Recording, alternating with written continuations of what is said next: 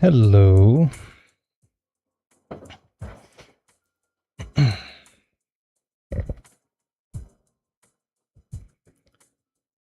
Adjust the microphone. That way I can see.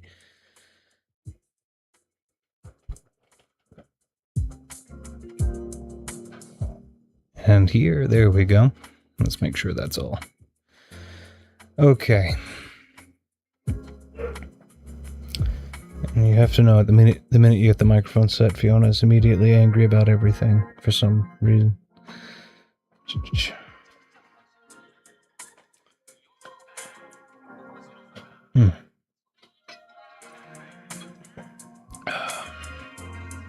There we go.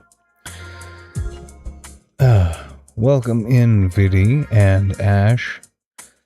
Garfield, I hate Mondays except for when the Retro Room streams. Garfield, you sure you're in the right time zone? Garfield, Australian time zones means Monday comes later, or something. Something like that. Could also mean that it comes earlier.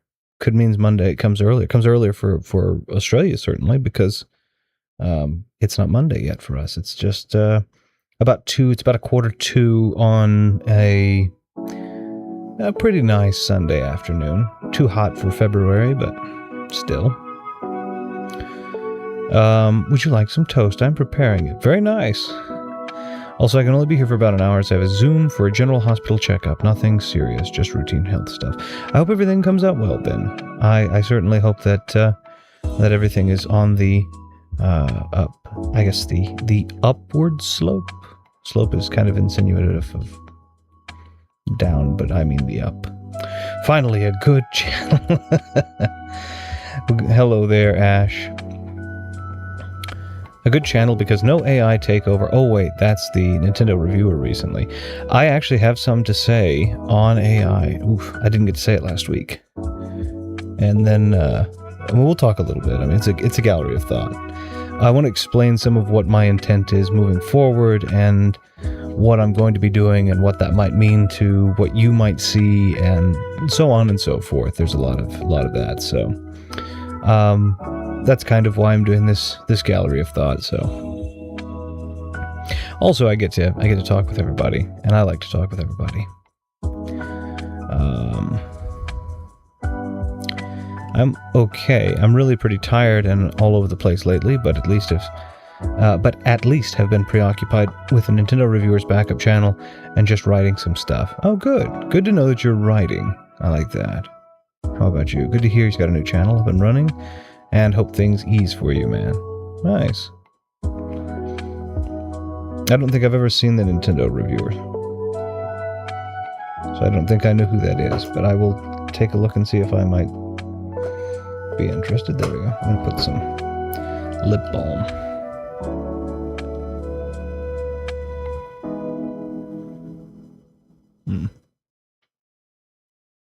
There we are. Pleasant peppermint and beeswax. But a very loud and clanky drawer. Cheers. I'm okay just dealing with life. Marvin. Life? Don't talk to me about life. Marvin, such depressed robots shouldn't take over the chat. Hey Retro, hey Ash. If Australia is in the future, does that mean Mondays truly come later for Garfield? Matters not, though. Mondays always come to ruin life. Yeah? It is a matter of perspective, though, I think. Retro is retiring. Not yet. Not yet. And if I were retiring, I don't know that I would retire from doing this. I think I would retire from my actual day job and focus on doing stuff like this more, because I think that this is kind of a... We'll get into that. We'll get into that, actually, because it's a big part of the conversation.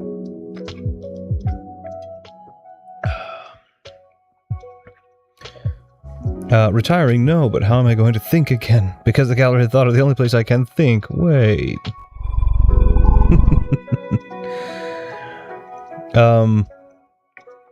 Yeah. So, yeah, I've seen that kind of thinking that you've just done there, obviously facetiously. I've actually seen that demonstrated more frequently and unironically than I care to say or care to admit. Not by myself, but the fact that we see it.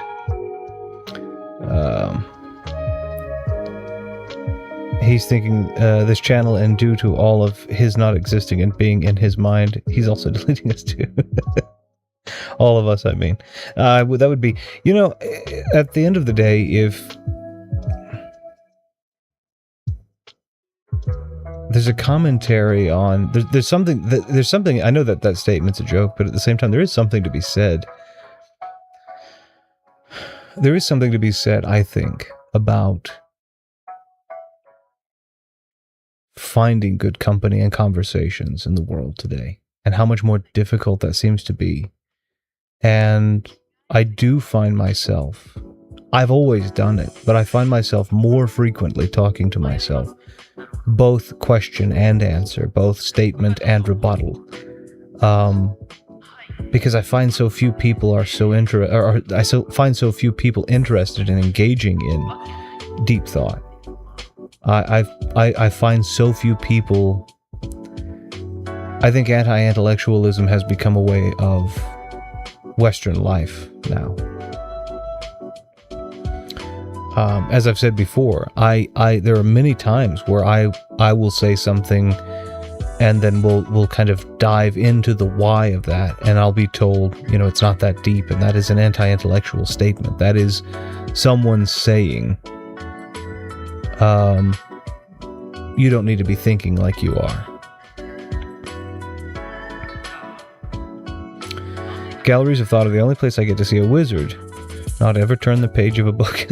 I need to see if I can find a way to like one where he turns the page every 10 seconds or something. I don't know. I'm very tired of content. Oh, me too. And part of my change is to kind of explain what I want to do to combat that. A couple of things that I am doing to combat it, a couple of things I want to do to combat that. I might show off some of the stuff if anybody wants to see it, but yeah. I'm having a difficult time with things lately. Sure.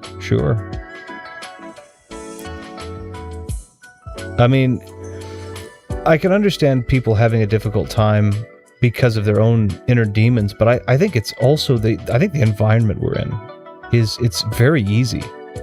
It's very, very easy to have a difficult time. It's very, very easy to be disappointed in things. And we'll get into that here in a minute, but it's just, yeah, I hope you are okay. I hope you're doing okay. And of course, if you need someone to talk to, you can always, I'm actually happy to talk with you. I know that you and I chat back and forth, but equally, I'm always happy to actually have a conversation, a voice-to-voice conversation with you, if that's any kind of help or consolation. So, but I understand. I'm always talking to myself in my mind. I'm really interesting too, and complimentary of myself. I do talk to myself though, in all seriousness. Yeah, I do too. I think I've said this before. I don't have an inner monologue, which means it was my understanding that most people hear a voice, their voice, some voice, I don't know, when they speak, before they speak, saying the things that they're thinking, I guess, and it's almost audible. I don't know. I don't understand it. I don't have that. My mind works in images and words, so I see it in my mind, but I don't hear anything in my mind. And so for me, I have a little, in the same way Sherlock Holmes has a mind, what he would call the mind palace. I have something kind of like that, and the imagery in my mind is it's an infinite void of black, with the exception to a spotlight on a single ornate Art Deco style chair, and an exposed brick column that has a black and white projector on it, and that projector shows the images and the words that are my thoughts. And so, but audible is a sense that I think is worth, the auditory senses are what I think that's another way to make data, to process it, I think, and to retain it. And so I don't hear things inside, so I speak them aloud. I hear them when I speak them aloud. And then that kind of goes back into this thought, the images, but they're now adjusted to see what my conversation just kind of revealed, I guess. It's a weird thing to describe something that we all have that isn't tangible. I feel like I cannot help talking to myself, at least when I'm alone at home, outside that, I try to make it look as if I'm not talking to myself, no matter how deep my thoughts may be. I used to do that. A long time ago, I thought that too. I thought, well, people are going to think I'm mad, but I've realized as I've gotten older, I don't care. People can think I'm crazy. I talk to myself. If that's how I have to process things, if that's how I have to understand and to interpret and to extrapolate and to apply, that's what matters. People's perception of me matters very little, if at all. Maki Sprite says, good evening, myself. Hello, myself. Good evening, Maki Sprites. Even if we were talking about talking to ourselves. I have other things, but this was, I love this. Why I love this little group of friends that we have here. This little, I think people call it community. That's probably fair, because such interesting topics come, I think, fairly rapidly and to me completely organically. But so I have things that I planned on, but then we have things that get brought up and it's like, oh, this is wonderful. So I love it. Even if my last thought pattern is, why did that person write that comment on YouTube? Makes no sense. Oh wait, humans have never made sense. That's true. That's true. Such as are the very, very outer scrapings of nihilism, to some extent.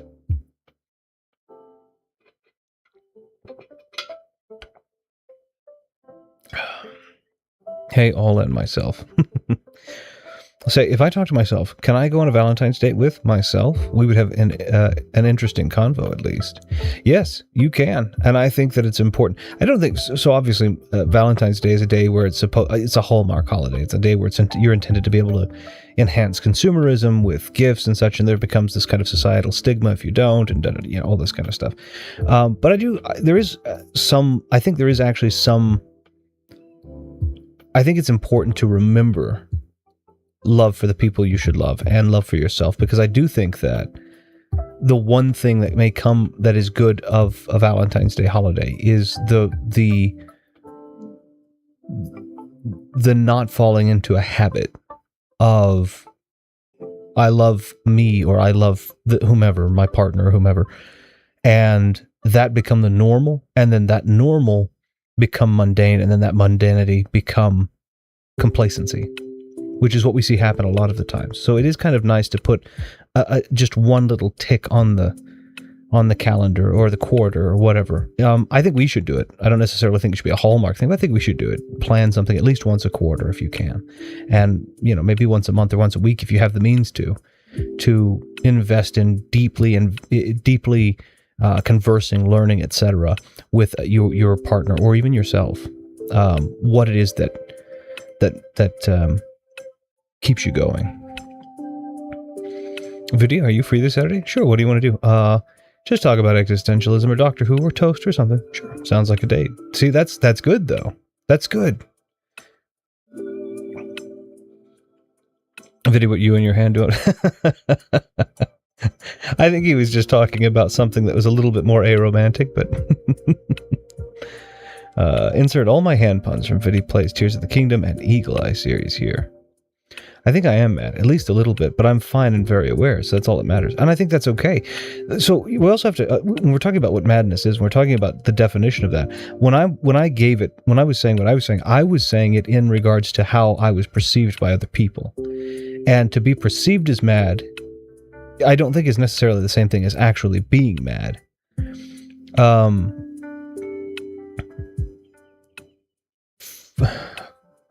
I don't care about the perception of me. That's me. I don't want the perception of, or I don't care about the perception of madness. Actual madness, which I think a lot of people might consider, there are different middle ailments that might be considered, obviously, and several of those are degenerative. That would be where I would be concerned, if that's being correlated there, but yeah. Of course, Retro is talking to himself, because we were all figments of his imagination, or a simulation, or something. Yeah, I mean, it could be. Could be. Again, we'll go into some AI stuff that I think is interesting since Vidi brought it up. It wasn't necessarily anything I was going to talk about, but I think it's really interesting. And I have a new recommended reading, so that's always interesting to get to share also. I think thinking to yourself can be useful to test ideas and such, kind of like how people use a diary. When you say thinking to yourself, do you mean internally, or do you mean if you keep conversations in any type of way that you process data? So talking to yourself included. Are you talking about that? I think either way, you're right to X degree. I'm just curious as to your specific definition on that. But I still, either way, whatever you do, there's no wrong answer. Like, I think you're right. I'm just curious as to your meaning. Retro, considering we're all in your mind, why did you make me English? I needed sophistication in something that I consider to be colloquially unsophisticated. And America hasn't been terribly impressive these past 200 and... Well, actually, we've been really impressive for a great amount of time in the early onset America. But these past 10 or 15, we've really kind of fallen off a cliff in terms of progress, haven't we? So I thought maybe we needed some sophistication from colonies many hundreds of years older, to the point of, thousands. And why did he make me Australian? Because I needed a perspective that was in a completely different time zone than me. I needed another hemisphere than me.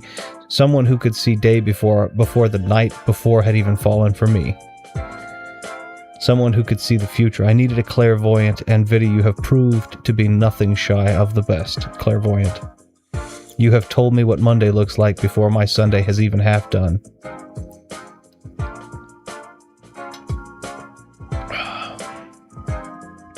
If I fought myself, who would win? I reckon I would. Yeah, I suppose you would. IDK Ash is pretty strong. Well done. I like that.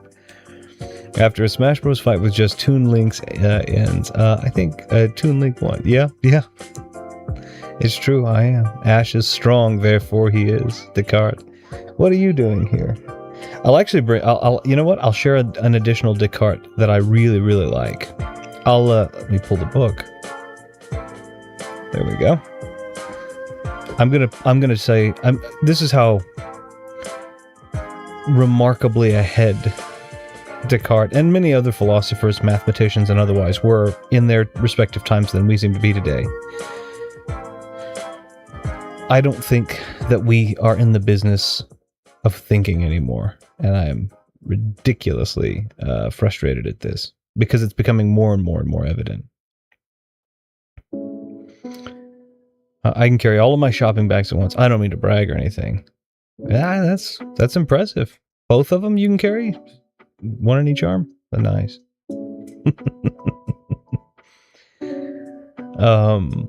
We all go a little mad sometimes, which I think is from the film Psycho. Plus Mad Hatter from Alice in Wonderland, and the list goes on. Oh yeah, the Cheshire Cat for certain in Lewis Carroll's story.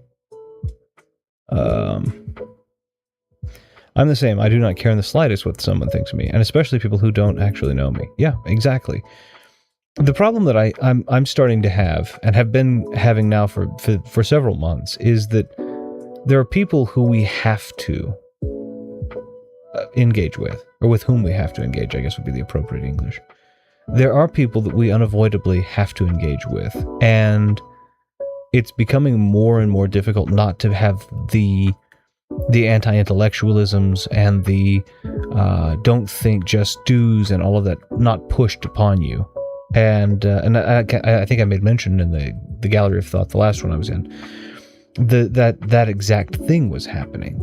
That I had people that I had been working with that were in higher positions saying, "Don't think, just do." And I refused. I actively said, "No, I'm not. I'm not doing that."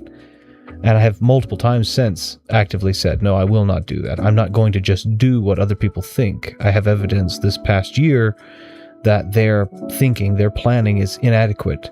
And so I'm not necessarily planning on their level for everything that they're paid to plan for, but I am going to plan for me in the event that something on their plan should go wrong. I'm going to plan to do something differently so that I don't get caught in the crossfire. And it was, well, are you being a team player? And my answer is no. I have an obligation to a team that is cohesive. But if the team, everything falls through and everyone's yelling at everybody else, I don't have any obligation to a team because there is no team. I have an obligation to myself.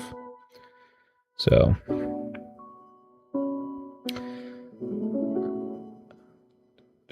I lost my place. I'm sorry. Sure. Yeah, I can be that see in the future checkpoint from Prince of Persia: Sands of Time.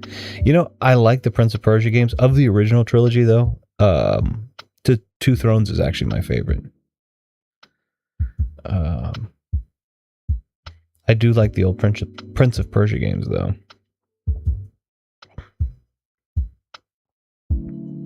I still haven't been told what ethnicity I am from Retro. Maybe I'm French. Oh, God. I don't know what ethnicity you are. I know you said evening, which tells me your time frame is probably... which tells me that you're time-wise likely in Europe, at the very least. And you're probably north of the equator. So you could be French. But I'm not positive of that. Or even remotely, I haven't guessed any of that either. Yeah, I'm not sure. But you could be French, you could be English, you could be Scottish, you could be Irish, you could be Italian, you could be German. All of those things. There are a lot of places that fall into that kind of general evening category at this time. You see, I know that most of England, if not all of England, is only 6 hours ahead of me, so it's roughly 8-something p.m. there. But evening is after 6 and before, depending on where you are, 10, something like that, 9 or 10. So that narrows it down a little bit.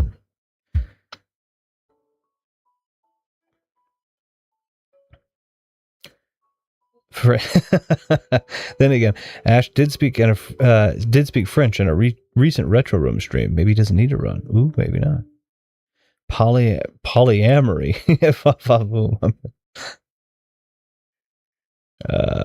No offense, but I gotta say, polyamory folks are hideous, by the way, always frightening. Are you gonna make fun of people who have so much love that they have to share it with other people? Really? No, I'm just teasing. I won't say they're hideous. I will say I don't understand it. I don't have an opinion on what other people do that doesn't affect me in that regard.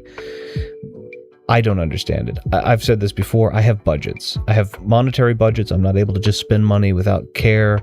I have mental budgets. There's going to be a point in time where I just cannot learn anymore because I start to forget the old things. So there's this cycle, and that's likely the case it is now. I've forgotten things that I knew a long time ago, perhaps, and perhaps even forgotten things that I have forgotten a long time ago. And I have emotional budgets. I don't have the capacity to care for everybody equally, and I don't have the capacity to love everybody equally. I don't even have the capacity to love everybody. I don't have that. And the example that I generally give with this is I say, think of the children starving in Africa.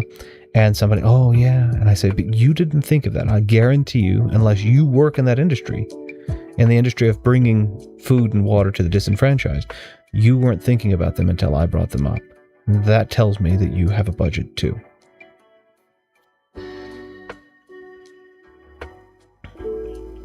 So, bonjour, there's a lot of that. There goes Viddy with his toast, like always, and philosophy with Retro Room to sell.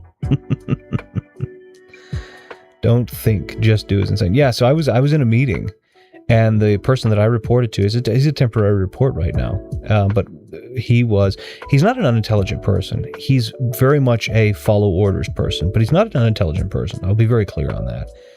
And he said, the higher ups in this company, I'm not going to say the companies or anything like that. I'm not giving any hints. I'm just giving the bare bones. But he says the higher ups in this company, they do the planning. It's our job to execute.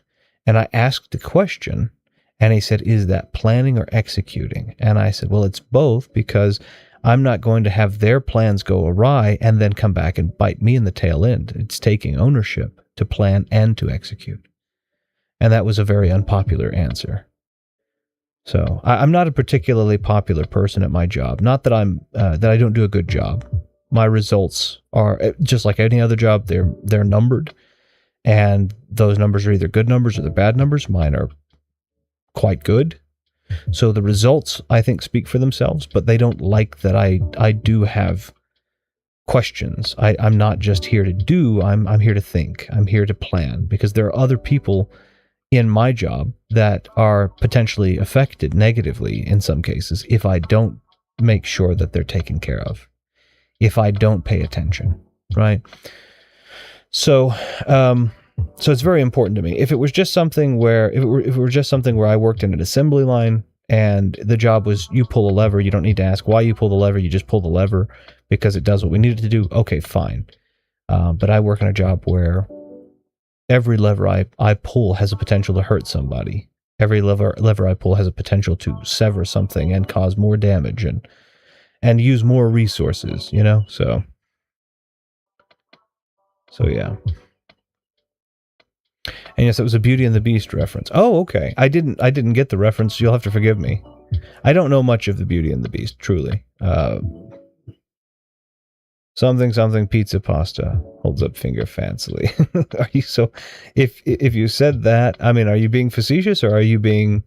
I mean, perhaps you are Italian. I don't know. Also, I forgot the Sands of Time remake is gone. Then again, should we be surprised? No, it's Ubisoft. It's Ubisoft, and we shouldn't be surprised. However, I stand by that Star Wars Outlaws is a good game. I stand by that. That is a really solid game. So Ubisoft and whomever else was all involved on this did, I think, a pretty great job on it. I know that when it first came out, it was really wonky. I know that it had to be updated, and I know that should not be the way that it goes. Everything that launches should launch, I would say 95%, good, understanding that there's always some little error here and there. And we had them back in the old Nintendo days too, right? I mean, they just put out new cartridges instead. Like, I have the old Super Mario 3 cartridge, the version 1.0, where they called Bowser by the wrong name, I think. I have to remember. He's not King Koopa, it's something else. And then they issued a version 002 cartridge, which fixed that, right? So I wanted the error. But in a lot of these new games, that's not kind of how it works. So I get it, but we need to make sure that products come out a little bit more finished than they usually have, and we've become accustomed to. That having been said, Outlaws in the state that it's in now, I think is a really, really solid game.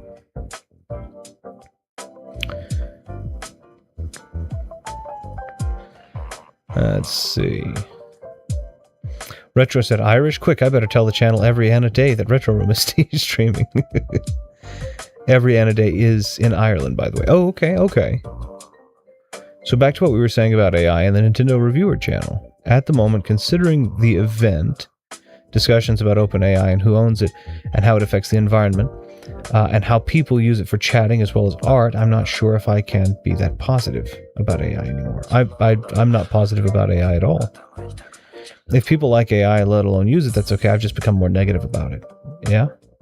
Don't worry, Retro. I'll get my act together soon, and we can blow up with a new podcast or make some crazy one. I'm definitely happy to work on a project with you as soon as you are ready to. And I wouldn't even go to it as saying get your act together. Be okay, right? Be not about getting your act together. So because getting your act together almost seems as if it's your fault. It's not your fault.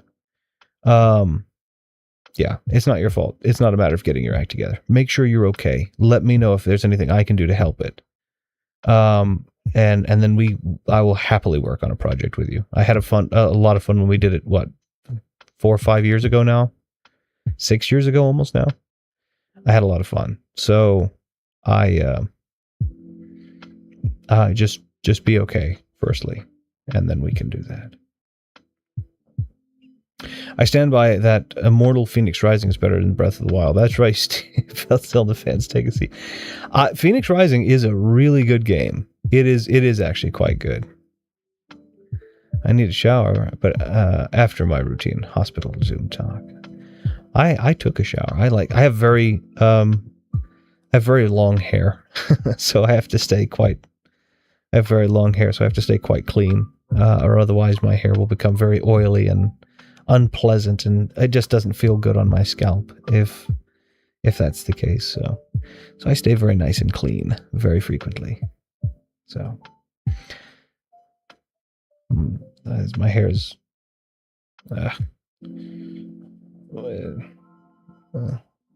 I say very long. It's not very long. It's about, I don't know, quarter down my back, maybe.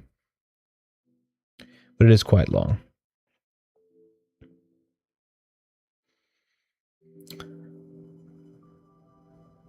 Hope that goes well. Yeah, the same. I hope it all goes well. I know you said it was routine, but still, I hope that it goes. It's good. Also, I read recently again that we don't need a shower every day. I guess there's some merit behind there being oils that your hair and your skin let out. That if you shower every day, you run the risk of drying those out and causing certain things not to work the way that they're supposed to, or saturate the way that they're supposed to. I still like to make sure I'm clean every day, because those oils and other different things that we do, like perspiration, they smell bad and they feel bad. So, if I have to supplement, if I have to supplement a lack of, my skin drying out because of this, with a lotion or baby oil or whatever, I will.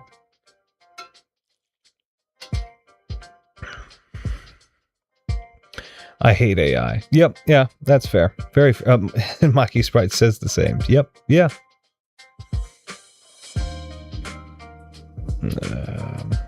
I tried to be vaguely positive about AI recently, but now that's gone. I hate it.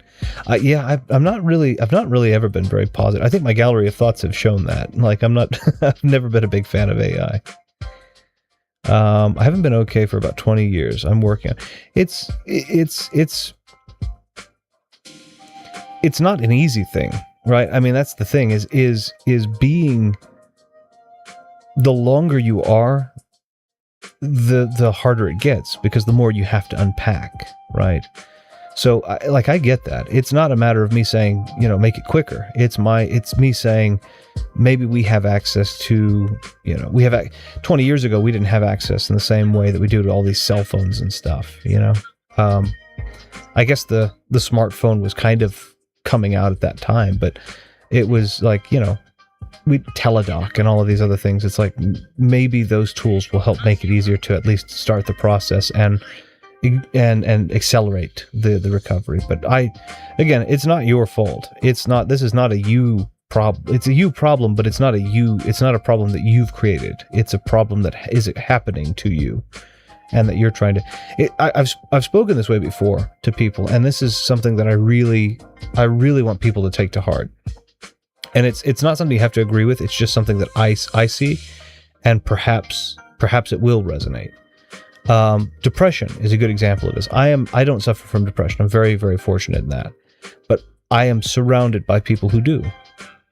And one of the things that almost always happens, and ubiquitously with these great people, is that they have a tendency to apologize. I'm going to work on this, or it's almost like, or they'll take responsibility. If they don't apologize, they'll take responsibility. I've got to, I'm sorry, I'll get it all together, I promise. And it's like, no, look, depression is a separate entity. It's a person like you, assaulting you. You don't need to take responsibility, and you don't need to take responsibility because you're being attacked, or that you were attacked in a home invasion. You take responsibility for what you do, but you can't apologize or say, I'm sorry, I got attacked by a home invader, or say, I'll get it together. There's nothing you could have done. That home invader did what that home invader did. Depression is a home invader. You can do as much as you want to prepare for it and to clean up after it, but you can't guarantee the stopping of it under any circumstance. And so, my hope is just that you will be okay. There's no getting it together or this and that and the other. You're doing what you can. I've not been okay for 900 years. 900. Well, I am the doctor. Nice. Long hair. Well, that wizard is a fitting avatar for retro. Yeah, he's got long hair. I do too. My beard isn't that long, but I have a big beard too. I do have a big beard also. Not as white as that. It's definitely very, very peppered with gray. And my hair is, I have gray hairs on my I have a gray stripe in the top center of my hair, and then also on the temples. I have kind of a Doctor Strange / rogue look, I guess, but because my hair is predominantly blonde, it's not easy to see unless you're close. Because most people think, oh, it's just lighter blonde, but it's definitely it's definitely white. Not really gray, but white. Speaking of showers, Retro, I know we're friends, but sending me a video of you singing in the shower was weird. Good singing voice. Speaking of singing voices, just for a second, if anybody gets a chance, and I heavily recommend this, go listen to, hold on, let me see if I want to see what the song specific, I want to recommend two specific songs. And I really, really, really mean these, because I have been listening to these, and oh my goodness, I'm so impressed. I had no idea that they were as impressive as they are. Let me look. It is... one is a band called Rhapsody of Fire, and it's a song called The Magic of the Wizard Stream. It's a symphonic metal song. And I'm going to tell you why these are, in just a second, I'm going to tell you what these have in common. And the other one is an album called Charlemagne, and the title of the song is Massacre of the Saxons. And the thing that these have in common is, there are two things they really have in common. Number one is they're both versions of symphonic metal. One is a progressive symphonic. One is like a ballad.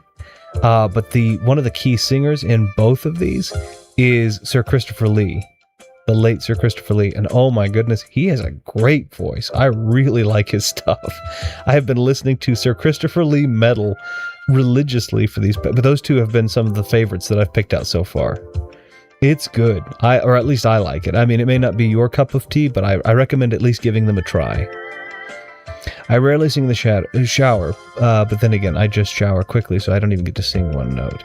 I like to enjoy my time in the shower, but I usually find myself, again, talking to myself while I'm in there. So I don't usually have time to sing. I do like to try to sing, but not publicly. And usually if I'm singing, it's not my own voice, I'm emulating someone else's voice. That Titanic song while looking at me in the camera. The one from Celine Dion. What a visual. I don't think you realize how horrifying that visual would actually be were you to receive that. That is a great song, though. We're no strangers. Are you going to Rickroll us here? I do also. Rickroll or not, I do really enjoy Rick Astley stuff. He's still writing. He's still really good. The thing about the Rickroll song is it was Never Gonna Give You Up was a failure. I mean, it was not good in the time, or it wasn't considered to be good, and now it's one of the most iconic songs of all time. But I do think Rick Astley is a very talented voice and musician. So it's a shame that AI sort of ran the roulette, I'm guessing, and chose the Nintendo Reviewers channel to take over. The longer you are, the harder.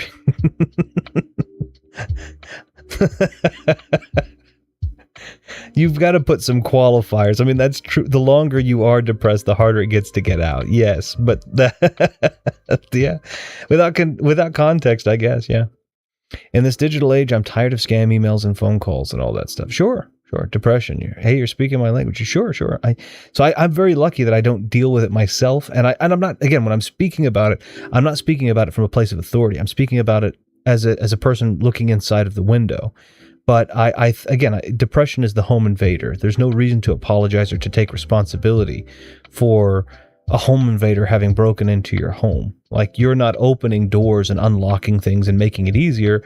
It's just something that strong arms its way in. And so it's more about this, I appreciate people saying I want to do better in protecting myself, but I can't, I can't get on board with people taking responsibility and for being depressed and almost feel as if that they have to apologize or they have to, I'll get it together.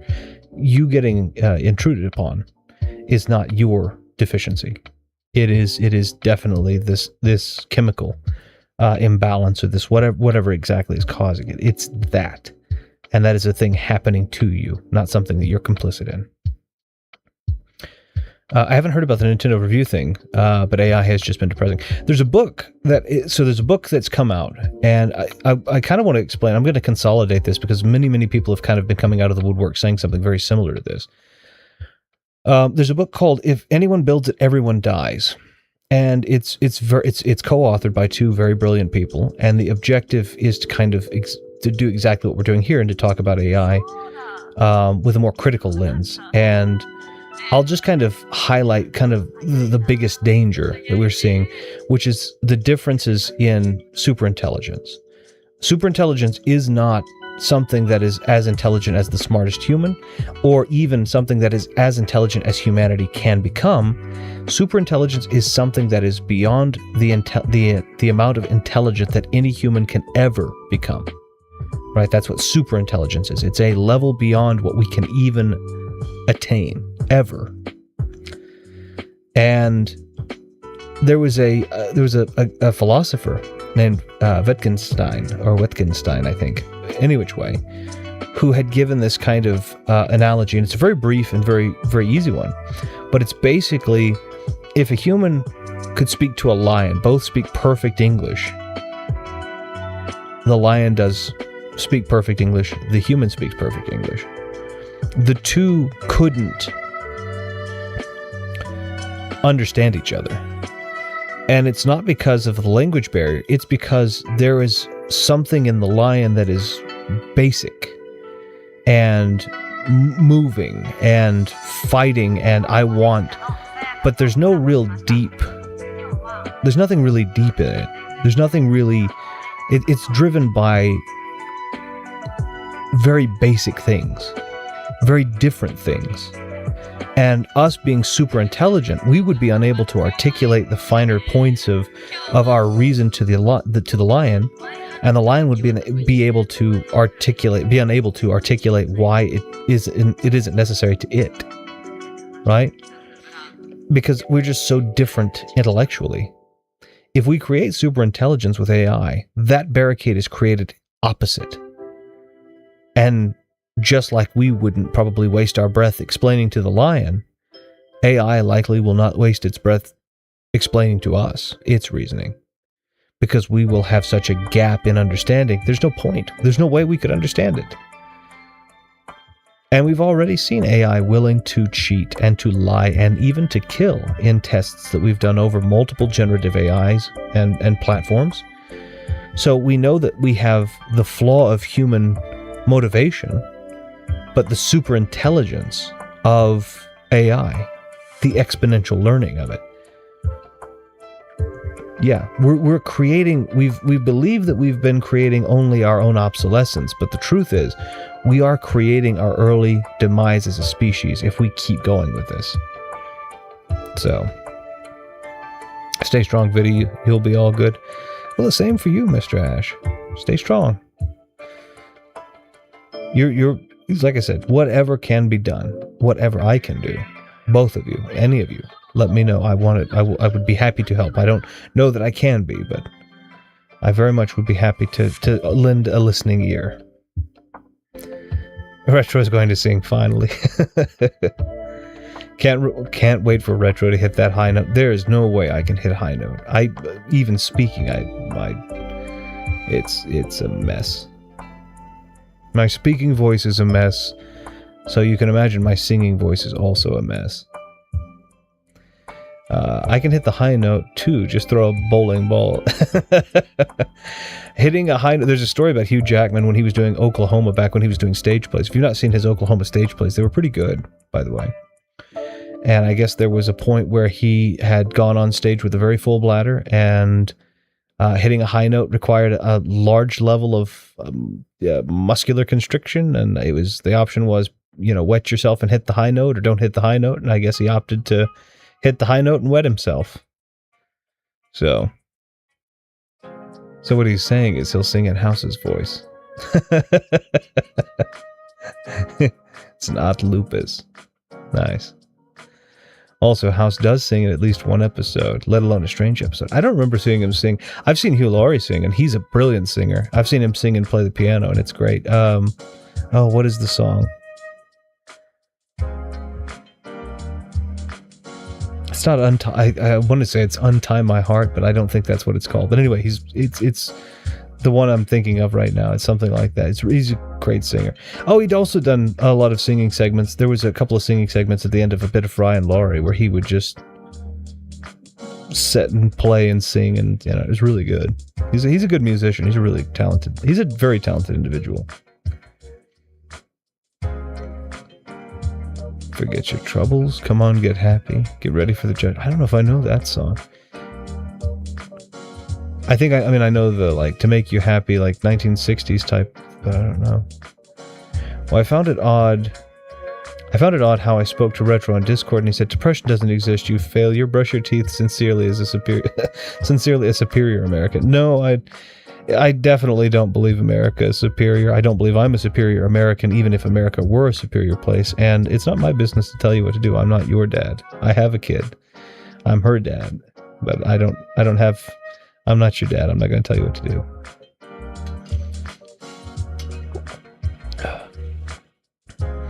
If saying depression doesn't exist, which is still not a right thing to do, got rid of it, so many people with mental health troubles would be over. Oh, yeah. Yeah. Did you hear about all the game studios who took a nosedive in stock because of these higher-up companies invested in the awful Google AI thing, which is basically ripping off game ideas? Yeah, I think they said the big tech guys, Bezos and Elon, are taking, I think, $66 billion in losses right now because of AI, basically also rendering them fairly obsolete. And it's like, we don't even... And the other thing is, we're giving water to them. We're building these huge plants and we're giving water like crazy to them in towns, I will tell you where I am, that don't have a lot of potable water in the first place. And we are not bordered an ocean whereabout I am either. So it's not exactly like we can just desalinate water and then throw that in. I mean, I guess we could, but it'd have to be shipped, and we're making problems before we've made solutions without any thought for the solution. And I get it. It's appropriate sometimes to point out problems without having a solution in mind. But when you're talking about hundreds of thousands of gallons of water in places that are desert, it's not wise. I did hear something, though, about that, yes. AI, as it is currently, is, and with video... AI as it currently is, and with video games. Oh, yeah, yeah. Just random generative AI that's buggy and has a poor memory, I think.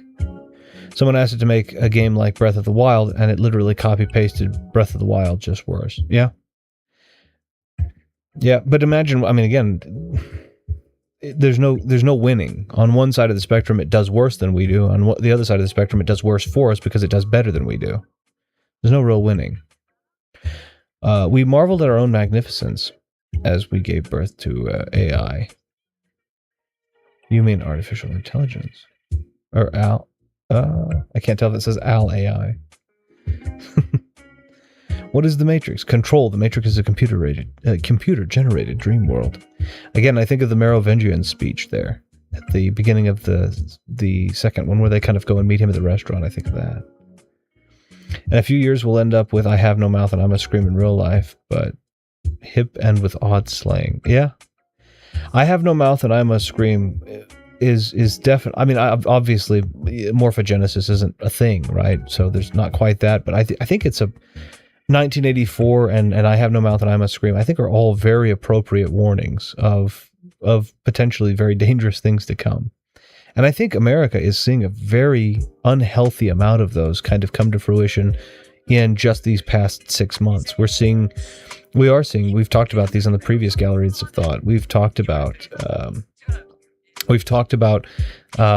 people in certain places taking the lives of people that they disagree with under the pretense of protection or safety, or, you know. And so far, as far as I can see, I believe it to be a bunch of nonsense. I believe it to be a bunch of people who have a lot of anger, a little control, or no control, and the willingness to take lives. And we also, again, we have things governmentally interfering, like Pam Bondi telling Minneapolis, well, just turn over your voter data and we'll pull those guys out of there. You shouldn't have had them there in the first place. This was to solve a problem. Once the problem's solved, they're gone. You can't just sit there and say, once you solve a different problem for me, we're going to get them out of there. So it's a bunch of nonsense, and it's a scary time. It really is. As a matter of fact, I'm going to read from Descartes for just a second, because I think this is highly applicable to all of this. And this comes from Descartes' Meditations on First Philosophy and Other Metaphysical Writings. I have a beautiful little cloth-bound version here, and it's pink. That's just the color it came in. I don't know, but I don't care. And I think this is brilliant because it's one of the most profound things that I think most people have not thought of. I know I will tell you, as much philosophy as I've gone through, I had kind of glossed over this on my initial readings. And then when I was like, you know what, I want to dive a little bit more deeply into it, I went back, I looked at it and I was like, oh my gosh, that's one of the most brilliant things I've ever heard. And I'm going to read this straight from that book, right? Straight from Meditations on First Philosophy. Good sense is, of all things among men, the most equally distributed, for everyone thinks himself so abundantly provided with it, that those even who are the most difficult to satisfy in everything else do not usually desire a larger measure of this quality than they already possess. Now, I know it goes on and says, I'll go ahead and read it just so we're not out of context. It says, and in this, it is not likely that all are mistaken. The conviction is rather to be held as testifying that the power of judging aright and of distinguishing truth from error, which is properly what is called good sense or reason, is by nature equal in all men, and that the diversity of our own opinions consequently does not arise from some being endowed with a larger share of reason than others, but solely from this, that we conduct our thoughts along different ways and do not fix our attentions on the same objects.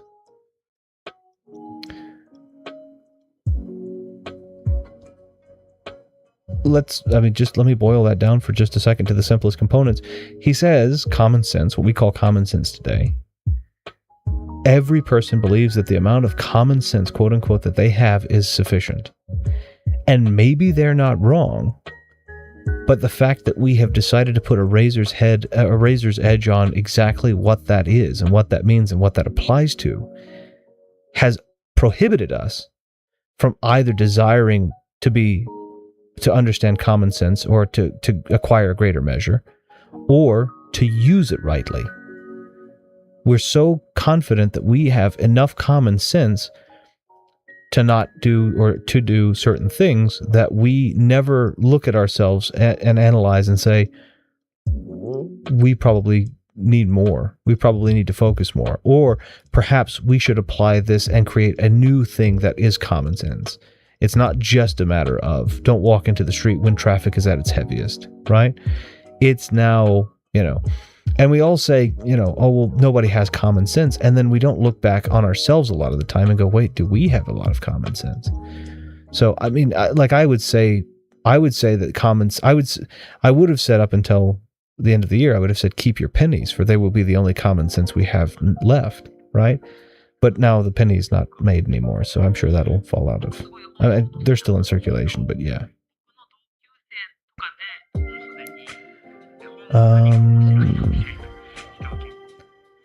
Built to keep us under control in order to change a human being into a figment of Retro Room's imagination. That's all it is. The entire AI is made to create my fantasy. I'm just teasing. Speaking of AI, what do we think of bots in video games, like those with multiple difficulties that you can fight in, say, an FPS game? I don't mind bots, but bots are not necessarily artificial intelligence, right? Artificial intelligence is really the ability to generate something based upon... artificial intelligence, as they want it, is something that can generate unique, non-scripted, non-mathematically, determinable thoughts. In games, it's literally just a series of ones and zeros, a line X amount of digits long that are ones and zeros in different orders. So it's again, think about this. This is going to get a little bit more deep than I need to be on this, but it's appropriate, I think. Chaos is not something that exists. Chaos is just us seeing a new order emerge that we don't yet understand. And order is the order of things that we understood and we're comfortable with. So when chaos happens, it's the order we understand trading for an order we don't yet understand. That's all it is. That's all chaos really is, right?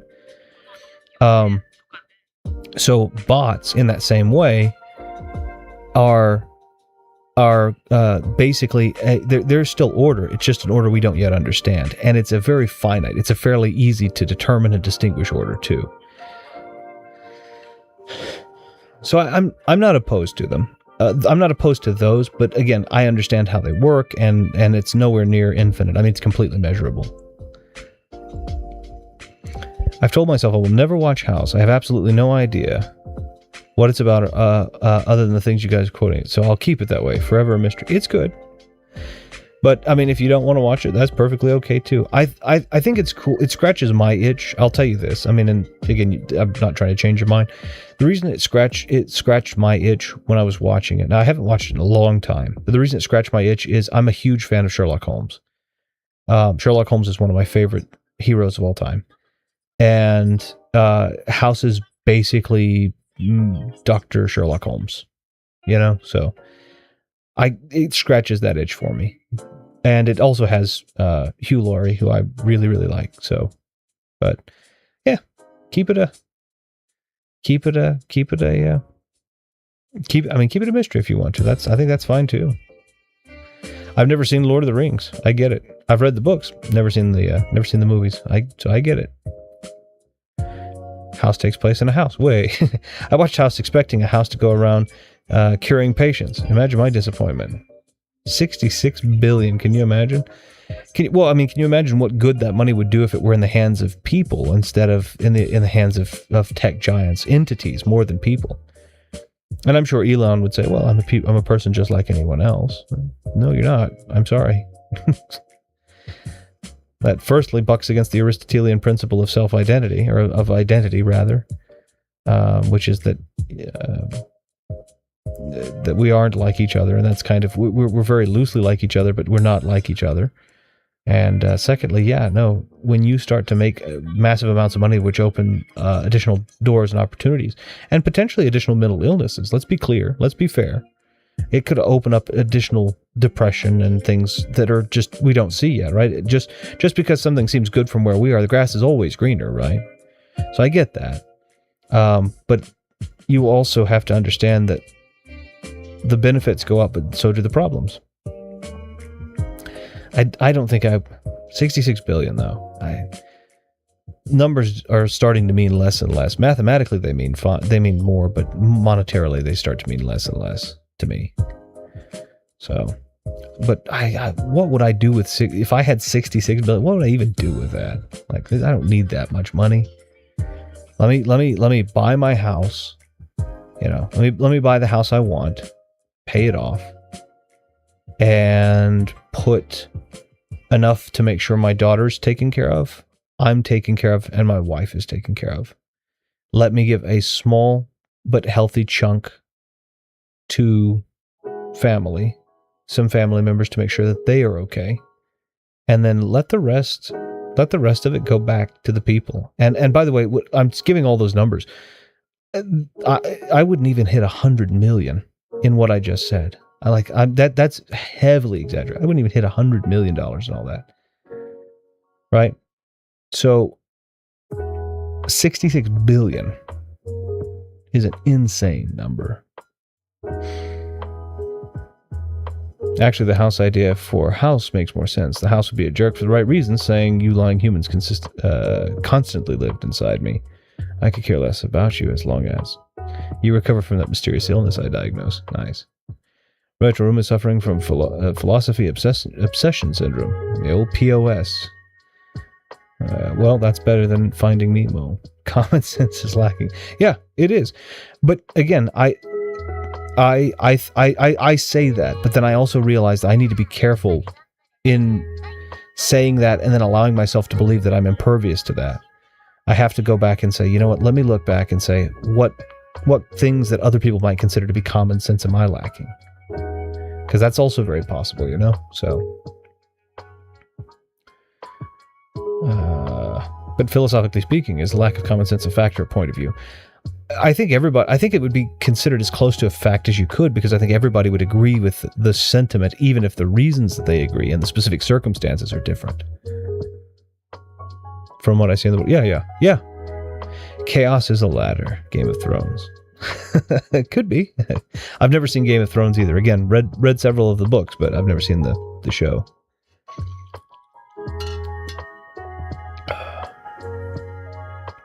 I was vaguely hesitant to watch House because of its surgical procedures, but clips of House being all Sherlock Holmes convinced me. Glad I did.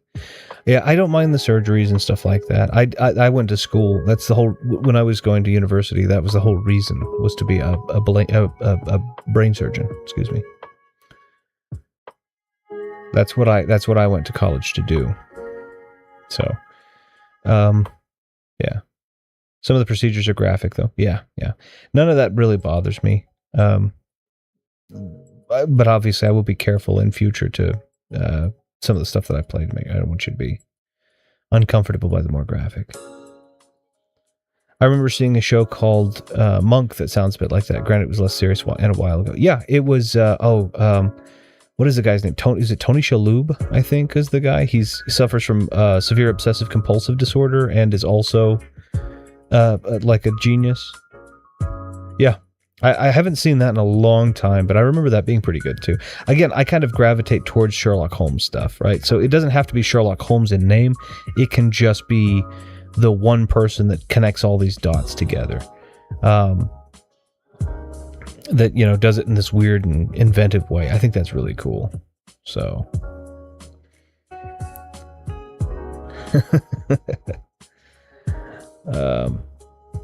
So with numbers, I'm seeing a bunch of ones and zeros on here, including that wizard. Also, 4, 8, 15, 16, 23, 42.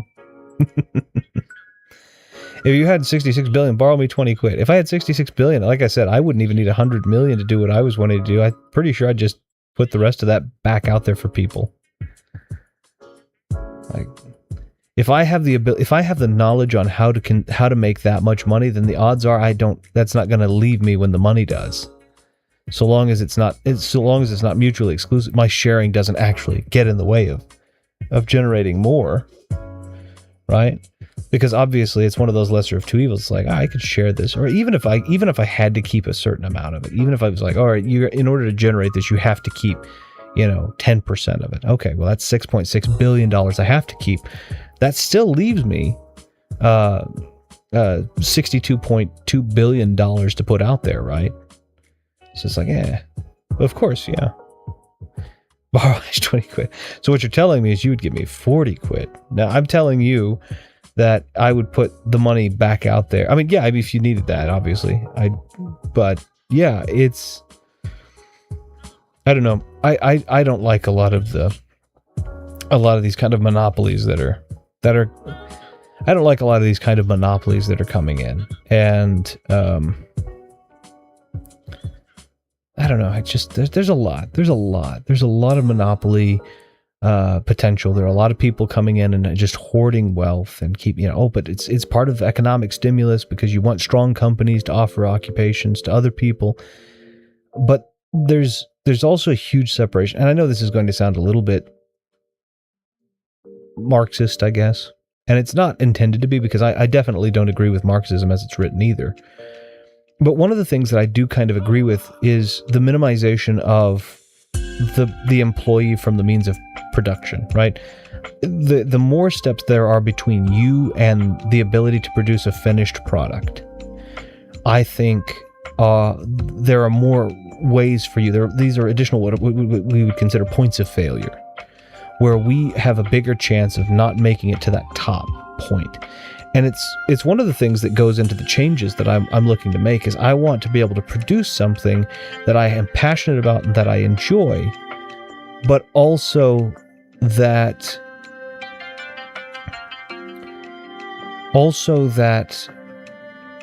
isn't just churn content, as Ash said earlier. So what you're telling me is you would get that expensive TARDIS so I could leave the planet. I wouldn't imagine the TARDIS would be expensive. I'd imagine the TARDIS would be impossible, since the inside's larger than the outside. And by that, I mean a working TARDIS. The current one keeps landing in 2026. So faulty. Since Hypothetical Retro has all this money, can I ask how he got it? Asking for a friend. Hypothetical Retro has it the same way as Hypothetical Anything gets anything. Fictitiously. I don't expect ever to be that wealthy, and if I ever find myself to be that wealthy, I will have failed, because it would mean... obviously temporarily, I'm sure, but it would mean that I hadn't put that back into making other people okay. Right? I want people... I would rather run a moderately wealthy company with people that are remarkably well paid, and paid very easily referred to as having been paid a living wage, regardless of the economic conditions, than own a multi-billion-dollar corporation, or even nearly $1 trillion corporation, and have a bunch of people who who have to live paycheck to paycheck, or are having to find a second job somewhere. I would rather have a group of 5 or 10 people on a team making enough to live comfortably, not lavishly, comfortably, than to employ 800 million people. And by the way, I know 800 million. There aren't even 800 million people in the United States. I'm just saying worldwide, and each of them struggle on a paycheck to paycheck basis. There are only about 324, I think it's just around 324 million Americans. And that includes children, so that's not all of them are working. So what you're telling me is you want us to play Monopoly. Well, I mean, we could. Drugs. It was... I mean, I guess that's the quickest way. I wouldn't say the easiest way, because drug dealing isn't any easier, but quickest way, I'm sure. So what you're telling us is to forget Monopoly and money and play Cluedo instead. I like Clue, or Cluedo. I do actually like it a lot. So what you're telling us is all of this is a board game simulation? We never knew. I see. So I just have to imagine all the money. Well, where all this money come from? If you identify as wealthy, you are wealthy. But then you have to identify what the wealth is. And that's the difficult part. I think this goes into the changes that I'm making and why I'm making these changes too, though. I just identify as a billionaire and I have all this money. Oh wait, it's not. Oh. So here's my thing, and I'm not making I want to make some changes for me, things that I think will be good on multiple fronts. Number one, as I said in my post last week, I have begun writing a script. I was working on stuff a couple of years ago and had produced some stuff, and then I had gotten some commentary on chopping them up maybe, and I'd gotten, so there's a lot of back and forth. And my computer finally failed, and I had to build another one, and I recovered the bits and pieces, but not the final project. And I was frustrated, and I was going to have to reassemble it. I was going to have to do all the work. And I wasn't ultimately super happy with everything. There were things I was like, ooh, I like this. And then there were things where I was like, this is just, eh. And I want to be very clear, that doesn't mean that what I put out is going to be good, because I'm going to have to hone my craft. I expect it's going to be something I like and am somewhat satisfied with as a first project of this type, of this nature. But I've begun writing a script that I'm putting together for a retrospective of a game.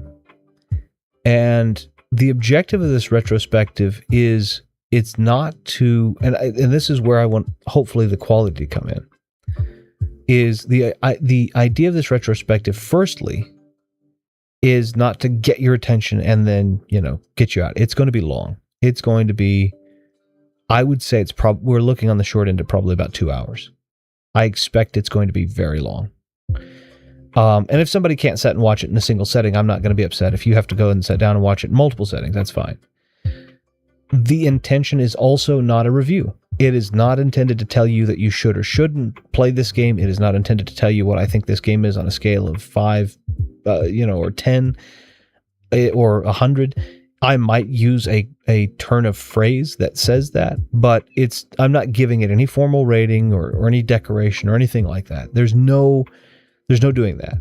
The point is that I want to share an experience that I had with this game. I want to share what I'm realizing is the more I talk to people in real life or here, I'm finding that, again, time passes and a lot of these people are younger and they don't know what it was like when this was going on. And I want to be very clear. The game that I'm playing isn't actually terribly old, but it's older than a lot of the people that I've talked to. It's older than than they're being able to remember, gaming in some cases. So what I want to do is I want to share an experience firstly. I want to share an experience that I had that was good, that was a pleasant experience, that was nice, why it was a pleasant experience, and how certain things appealed to me and why, and how I used to look at things in those days. But then I also want to share where the world was and how gaming and the experience was so different than it is now. I want to share little pieces of, again, because you have to consider, you have people that are born in 2006 that are turning 20 this year. Okay? 2006. And they're turning 20 this year. They have been adults for 2 years by the United States federal standard. And most people in the world, not everybody, but most people in the world, right? Not Germany, not Japan, not some places in the Middle East, but most world.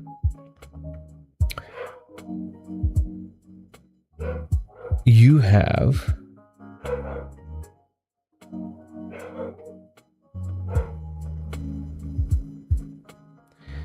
I don't know why she does that. But anyway, you have these people in this age group who have never played a Nintendo Entertainment System, have never played an Atari, have never played a Super Nintendo, have possibly never played any of the games on them on other consoles. Maybe they have. Maybe they're playing them on, the Nintendo Switch. Maybe that's their first exposure. But arguably, that's not even happening in some cases, right? And so we have people that don't understand that. But then we also have, you got your cartridge, you got your disc, or whatever the game was. And that was it. There wasn't any patch fixes. There weren't any updates. There were, if they did, they came as a new game. They came as a new cartridge, right? You got Street Fighter Turbo Edition instead of Street Fighter 2, excuse me. Or you got, Super Mario World 3 on the back of the cartridge. It says V002 or whatever. There were no patches. There was no online verification. There was no online play. You called your friends on a landline phone and you talked with them about trading cheat codes and stuff, and you wrote down the cheat codes that you found out on things that you might have gotten from a magazine or whatever. And in the days of the cartridges, maybe you tore the page out of the magazine, folded it up, and you put it in the box. The days of the disc, maybe you found a cheat code book at a place, and you took a notepad and you wrote down paper and you put it in the game game case. I mean, it was a different world even finding cheat codes, even some games even had mini games about finding the cheat codes, and you were exploring in order to find the cheat codes. Enter the Matrix is a great example. It's not a phenomenal game. It's not a fantastic game. It's okay. I like it. But it's not a great game. But the hacking interface to find codes was, I mean, you felt so cool when you figured something out. I'm not sure who here has played the Game Boy Pokemon games, but how does Oak know where the player is and say, now's not the time to be using that when you try to use an item that wouldn't work? I don't know. It's a good question. Probably have a tracker. I've not played those. I don't know anything about Pokemon really, but maybe there's some sort of a tracker on there. I don't know. Now I'm going to pay attention because as you probably know, my wife has wanted to put me in a crash course of at least the original 151 or 152, I can't, whatever, Pokemon. And I've told her absolutely I'll do that. I mean, I like sharing her interest with her, even if they weren't my interest when I was, when they came out. So I was just figured that was in your head, and the character's just recalling what Oak would say. Oh, okay. Yeah, I'd say I like sharing her interests. You were exploring that right there can be applied to all games and people who hold on. This right here can be applied to all games and people who play them nowadays. Yeah. Well, this is and that's the exploration was the world. It wasn't the game world. It was that plus the world, right? Like, again, going with Enter the Matrix, which is a game from 2002 or 3, something like that. The hacking minigame led you on a path to watch the movies, or led you on a path to, go to a video game rental store and find a cheat code book and maybe read the book. And maybe you couldn't afford the book. Maybe you'd flip through, find it, write something down on a piece of paper that you brought with you in your pocket, and then take that back, or what, or maybe you would buy a cheat code book. Your adventure didn't just stop at the video game. That became a part of your life because you wanted to explore out and about.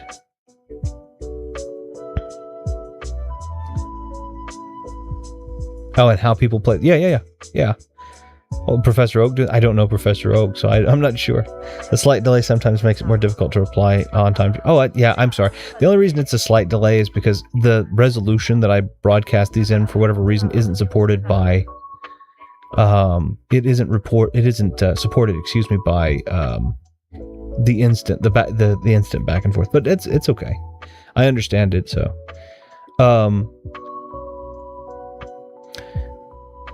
your exploration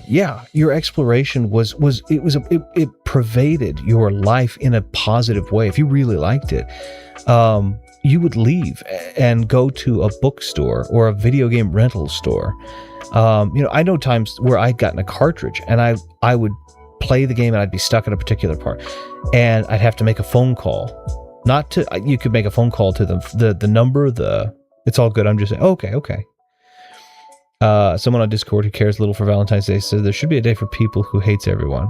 Okay. There are. It's called Every Day. Every day. Every day is the day for whoever. Every day is a day for whomever seizes it and for whatever purposes, right?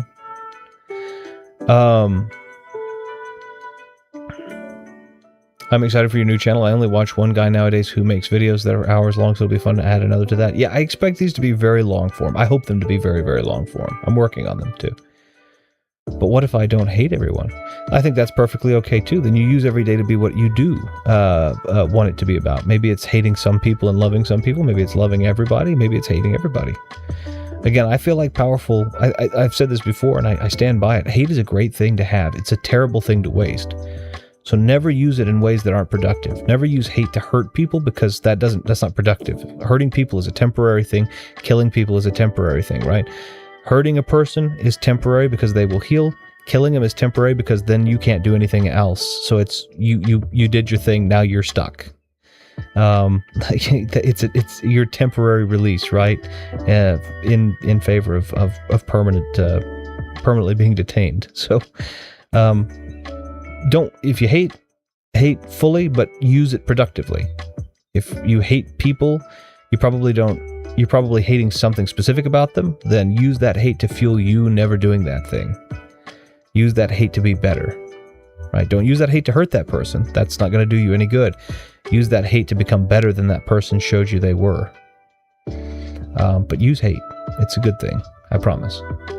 Just don't use it arbitrarily. But anyway, with the games,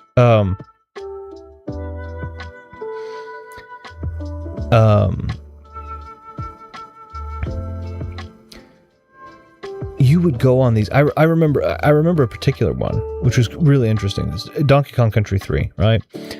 And in Donkey Kong Country, well, Donkey Kong Country 1, I'll tell you a short story with this. Donkey Kong Country 1, for whatever reason, would not work on our console. I could not get it to work. It would just, I get this blue screen and it would give me an error and I couldn't figure it out.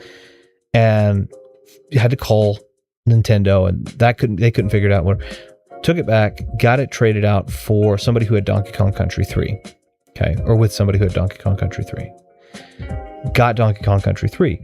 Play the game. Really, really like the game. And I still love this game. To this day, I love this game. Is it everybody else's favorite? No. Do I care? No. I love this game.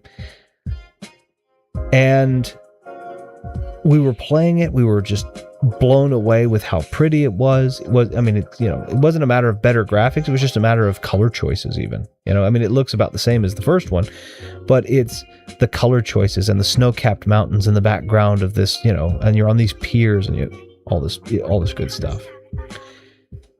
And then we go all the way past to the second world and we meet with Eric at a level called Eric's Ambush. Eric, by the way, short for Arachnid.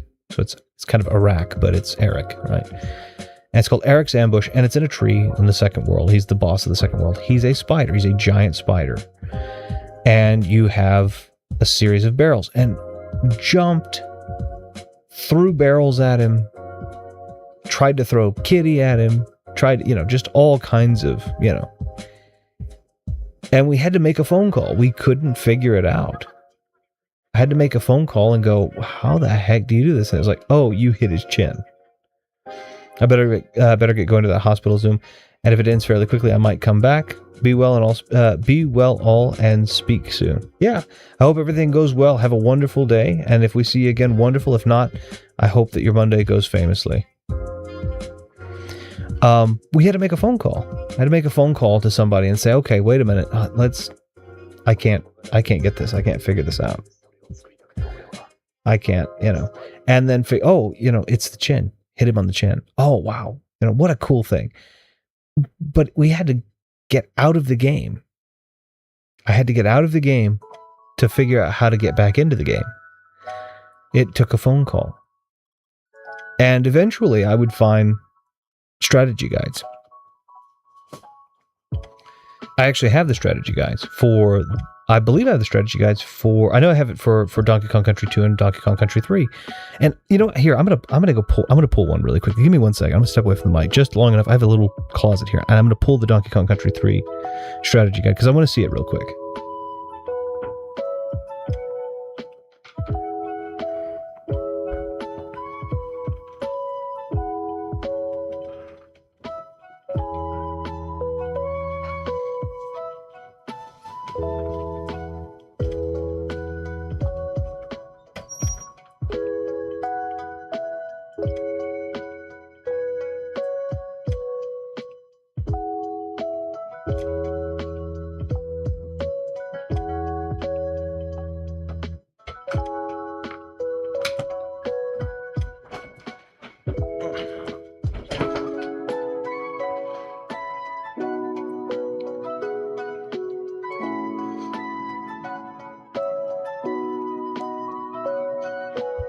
Okay, there we go. I have to say, we've also lost the art of the strategy guide, which I think is something really cool. We want to be on the internet. We're going to do our strategy guides on the internet. No, I think the strategy guides were cool. So, let me adjust the microphone a little bit. It's kind of pointing up my nose. There we go. I can't stand everything around video games nowadays. I know it's not all nostalgia either, but because when I do experience something again that I love back in the day, 9 times out of 10, I still love it. Yeah, absolutely. Everything, though, the discourse, the industry, the media, even most of the games themselves, it's not the same. It's not as fun. There isn't as much surprise or excitement. It's worse. Yeah, I agree. One of my favorite games is for the DS and was a bit old, but every now and then I'll go back and play it again and still love it. Yeah, I think, again, I'm a, the DS was a good age, for sure, and I have games that I enjoy for the DS. For me, it's more like the Atari, the NES, and the SNES. Those are the games that I kind of find myself going. There are a couple of 64 games, Banjo-Kazooie being one of them. I love going back to Banjo-Kazooie, so I will. But I play each of the games that I really enjoy. I still play them annually, not because I feel obligated to, but because I want to make sure, like, it's a highlight in a year for me to just go back and play. The worst part about it is how the internet has completely taken over with content and this obsession with monetizing your hobbies. It's awful, and that's kind of my approach. Is not. I don't care about the algorithm. Let's be clear. I don't care about the algorithm. I'll tag it so people can find it. I'll title it, and I'll put it up what I believe to be a nice thumbnail on it. But I don't care what the traffic looks like. I just want to create again. I want to go back and revisit what it was like to game. I want to share it with people who don't know, who were born in the climate of the smartphone and internet and mobile games, and But I'm looking at this. It's so cool. It's so cool. I don't think I have a way to. Do I have a way to? I don't think I have a way to do it. I don't think I have a way to do it. I don't know.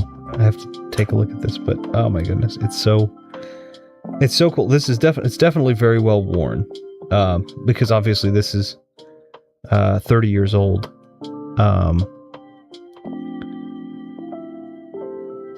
It's so cool though. It's basically a little magazine, and it's got, because you never got to see that up close. You would get the kind of high fidelity render of what your character model was supposed to look like on the book. And so like I'm looking at the buzzes that were on it's Dixie Kong is, her toenails are painted. I can see that. And it's like, oh, they actually had that little model. And then it's, but you flip this thing open and they have these, high resolution renders basically of what their little creatures are supposed to look like that you never really see in the game because they're two-dimensionally rendered, really. And then it shows you a completely flat layout of the game, and it's got, oh, here's where this barrel is, here's where this barrel is, here's where the end of the level is, and and then there are these little like little just kind of random factoids, which is super, super cool. And then somebody else had this before I did. So there are little people, somebody had written, they had missed a bonus on the back of it. They've got like codes written, YBBXYXX and stuff like that. So it's like all of these cool little and I love it. On the back page, there are a lot of different codes, and then of course there's an ad for Nintendo Power. Of course, this isn't a Nintendo Power, but it's like this was cool. This was fun to just flip through and read. This was fun. Like I'm looking at this and going, I just want to read this. I just want to read. Like there's the Chaos boss fight, and it'll kind of tell you what's going on, but then it'll also give you a little blurb about what this character is. And it's like, this is so cool, and we don't have this anymore.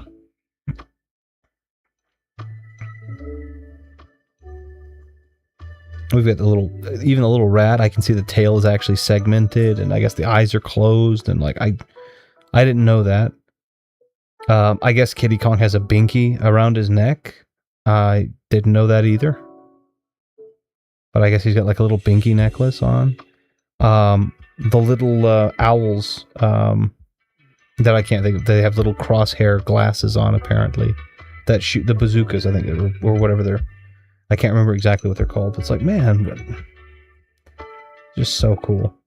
So cool to see this.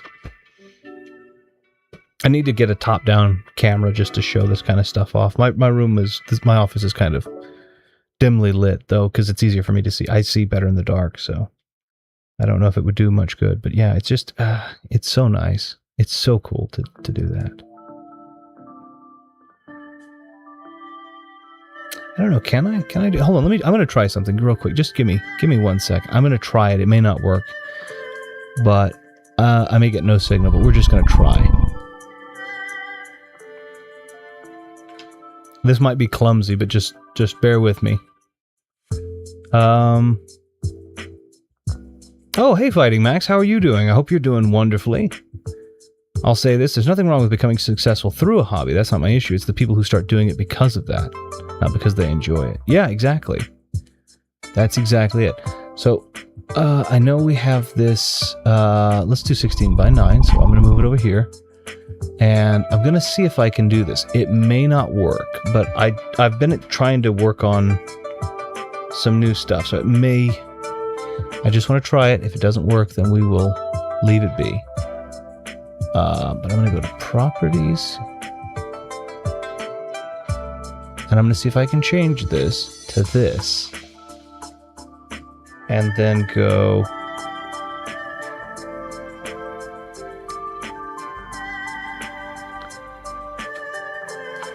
like this. And then I'm going to see if I can...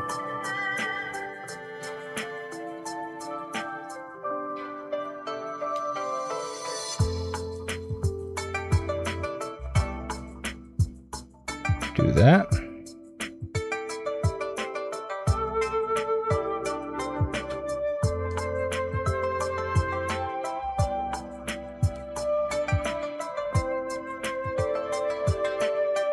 Okay, I'm going to try this. I'm going to see if this works.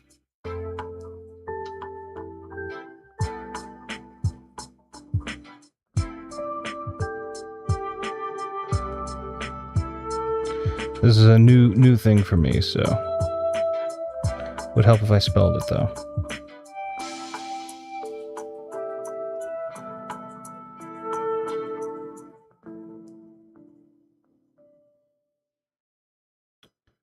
And then I'm going to try.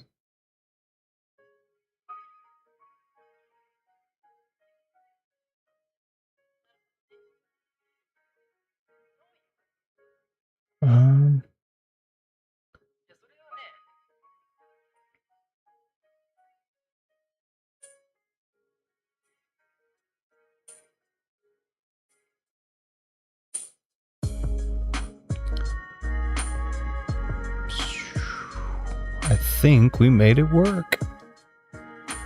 Look at that. How cool. So I can move this over to the side now, and I can... This is a cool thing. I gotta be very careful that I don't want to get in the camera myself. But this is really, really cool. I'm gonna pause the video for just a second, just so I can get in a position where I can show this off.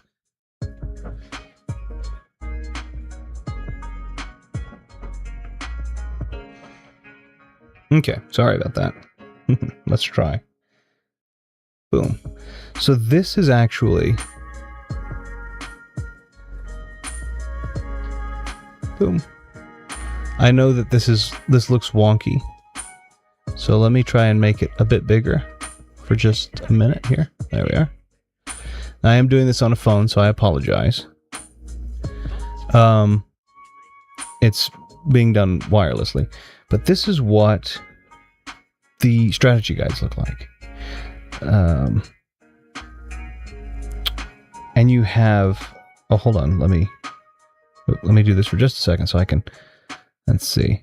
I remember playing Metroid Prime when I was little and got stuck on the stage for weeks and then finally found my way through it.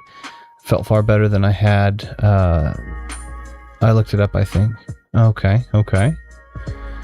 Not too bad beside your feet. It's like they're... Yeah. I saw someone the other day that said, yeah, I would love to play and talk about that, but it won't get any views. Yeah, I don't care if it gets views or not. I understand if YouTube is literally your job, you rely on it, your choice videos become... then the choice of videos you make will become a big priority, but it's still depressing. There are a few guys who make custom manuals for games now. It's really cool. See, I'd love to do more of that. YouTube is a hobby first venture. If it becomes your job, then that should be a bonus. If you do it for the purpose of becoming your job, then you'll likely burn out very quickly and hate it. Yep. And things shouldn't be done just for views.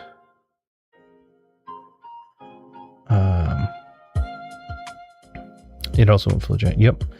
It's a bit of a necessary evil, I think, for people who make YouTube their job. It's still sad to see more disingenuous content for profit's sake. People who pretend that they're genuine and clearly aren't bother me too. Just don't at that point. Yeah, I think I agree with that. Of course, if it's your job, you should know what works and what doesn't. And granted, it's hard to stay genuine when money is a requirement for doing YouTube as a job. But I think we've hit this kind of weird annex where things are going to be... I think we've hit kind of this weird nexus, rather, where what you're passionate about is going to become profit or profitable. So,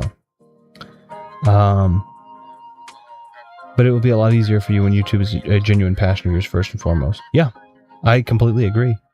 I'm going to show this off, and you'll have to forgive my desk is a bit messy at this point, but I'm going to try. So I'm going to tap this, and now we can see it. But I have this. Let me put my.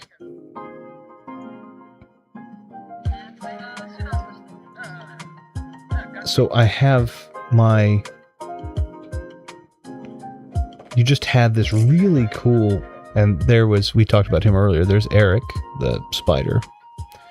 But you did. This is just you just had the strategy guides, these strategy guides, and they would give you these kind of high definition renders of what the characters were supposed to look like. You know, this is what that character is supposed to look like. But he's, clearly that's not what they look like in the game. But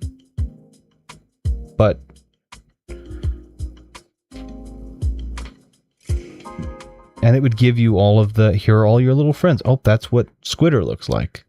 Oh, that's what Perry looks like. Oh, that's what Ellie looks like. You always had this Carbine. That's the one I was talking about. He's got these little crosshair glasses on. Like, look at this. Look at all these characters. Look at all these characters that there are that are just in these like high definition renders. Like this little Lemguin, which is supposed to be a lemming penguin, I guess. But and then when you got to the actual, this is what the world looks like. Here's your overworld. And then let's look at what the levels look like. Oh my goodness, look, here's a complete breakdown. Here's a complete two-dimensional breakdown of everything. But it's not just, oh, here's your breakdown. You also have these little snippets of information right here. You would also get these little snippets of information that would come in. Oh,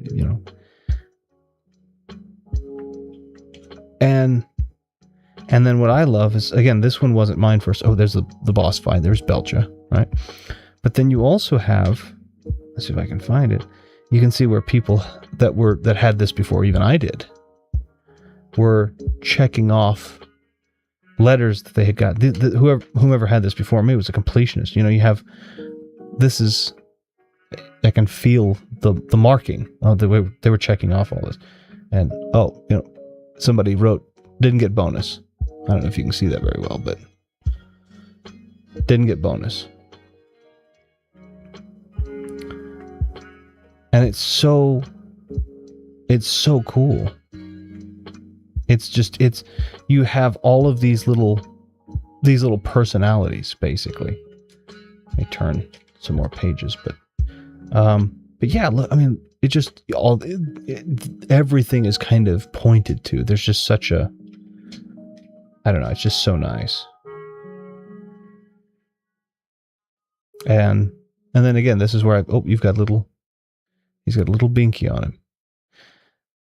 And then what I really like on it, again, is in the very back. Let's come back to the back here. And you've got somebody who's written code. And, I don't know. And then there's the Nintendo Power ad. This was just really cool to have. This was just a really cool thing to see. And again, somebody's written code along the top, if you can see it. I don't know how good the image is on this, but it's just, these are what strategy guides used to look like. And it's like, So I don't know. It's really, really cool, I think. And I think we've just really, really lost out on a lot of this. I think we have, and I have several of these. I have entire bookcases that are filled to the brim with just these that are strategy guides, that are old ones like this. I have KOTOR, I have KOTOR 2, I have Donkey Kong Country 2, I have this one, I have Star Wars Masters of Terraskasi, I have a lot of leather-bound Zelda ones, and it's just the whole thing. I love it. So, but this is the official one, and I guess it came from the Nintendo Power. I mean, I guess this was technically Nintendo Power, but it was, instead of being a Nintendo Power, it was just, they made a player's guide that was separate, you know? How cool is that?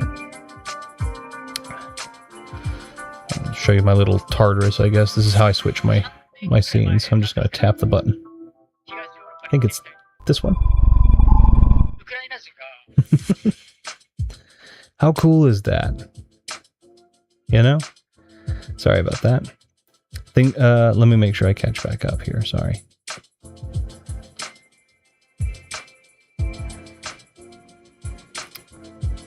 Yeah.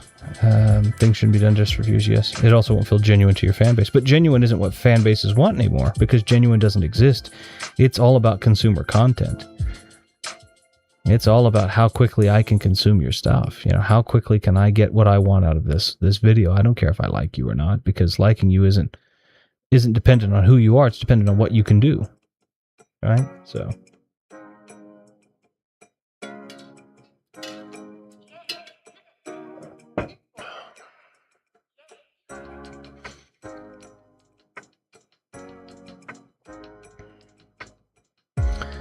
The people who pretend they're genuine and clearly aren't bothering me. Yeah.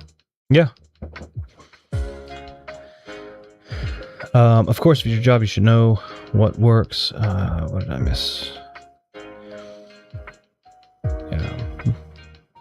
But it will be a lot easier when YouTube is a genuine passion of yours, first and foremost. I don't even think YouTube is a genuine passion for me. I think my passion is sharing what I don't think people have anymore. I think that's what's a passion to me. YouTube happens to be the platform, but if I could share it as quickly and as widely with other people, I would do that too. I think so.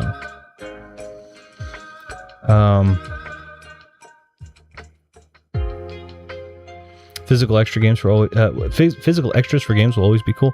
I agree.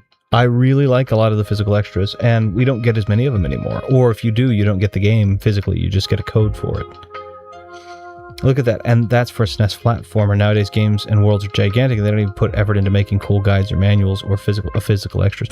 I will say that Skyrim and The Witcher 3 both made. I know these are still older games, right? I know that Skyrim is 15 years old, and I know that The Witcher is 11, something like that. But I will say both of them had really, really nice and very pretty guides. So I definitely will say that did happen up until fairly recently in most cases.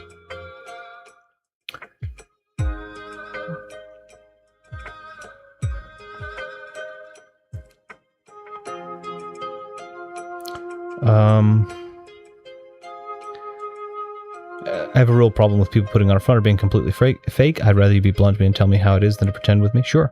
Just look how cool it is. Full of personality. Gaming has become a shell. I agree. I have one for Super Mario Odyssey, and it doesn't look too bad. I did notice it does have a few mistakes, like typos and stuff. Yeah, I have the Prima. I think I have the Prima for Super Mario Odyssey. I used to love buying a fighting game and reading the manual on the way back to check out the cool characters in their bios. Exactly. I feel like many of them are fan-made. Yeah. It's Prima. Yeah, I have a Prima one. I'm pretty sure it's Prima. I have to double check. The worst thing is when you hear about people who don't have any knowledge about these things and they just throw them away. Yeah. Hold on. Just because I can. Listen, I'm going to grab a few more just real quick. 1 second. Just while we're on this really cool topic, I kind of want to show some of my favorite ones. Also, I need to calm Fiona down. So 1 second.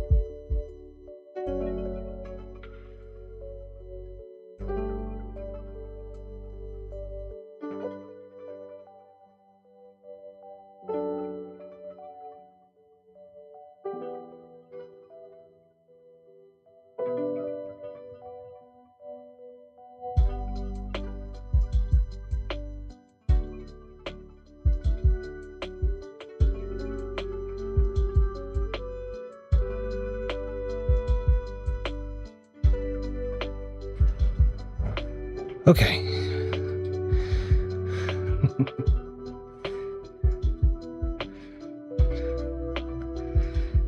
I've got kind of a makeshift setup here for a second, so I just kind of want to see if it may not work, but I just kind of want to see if it will. Oh, goodness. Okay. I'm moving stuff. It's a very makeshift setup, so again, I'm hoping it'll suffice. It's going to be kind of at a weird angle, but we'll see if it works. Let's try it. If I go to here, I think, and I click this. Yeah, it's definitely a weird setup, so just kind of bear with me here as I try to set it in this little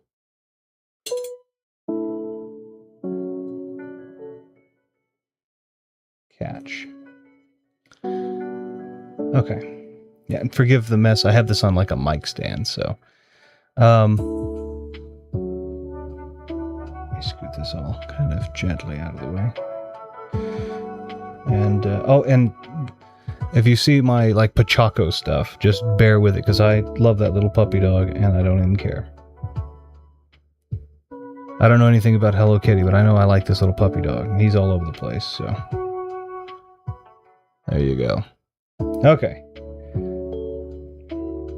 So the magic is, again, when we're talking about video games, the magic has kind of gotten to the point of where we've gotten, let me pull that over here. The magic's kind of gotten to the point of where we think, or we feel like we are, I don't know.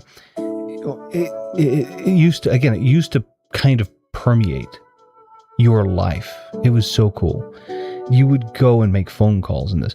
So this is one of them. I'm going to show you just a couple. Now, bear in mind, I have hundreds of strategy guides. I have literally, I have a 10-foot bookshelf in my house that is nothing but strategy guides.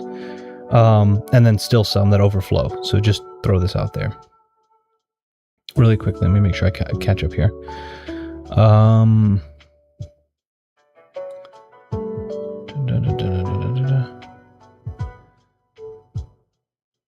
Corporate. Let's see. Hold on.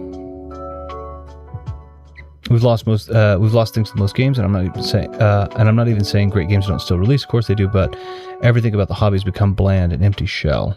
Yeah. Oh, thank you kindly. Remember when consoles had their own individual identity and selling points? The starts were unique and weird. Even the same game on different platforms had its own uniqueness. Yeah, that's true. You had Genesis does what Nintendo don't, right? So that was a cool thing, and you had the thing on ice. I have so much. Again, my desk has got a ton. This is a makeshift setup. I literally have this is my phone on a mic stand. So at any rate, just bear with me. But this was, again, this is colorful, and I just pulled a couple of examples here. But like, this is. I'm trying to make this look good because it's at an angle for me, but it'll be straight on for you guys. But like, look at this is what the extra life balloons look like. This is what, all this kind of stuff. There was a lot of focus that went into just realizing this world. And I thought that, that's so cool. But like, yeah, you had Genesis does what Nintendo don't, and you did do the math on Atari Jaguar, which I do have an Atari Jaguar too. So it's like, but that was cool.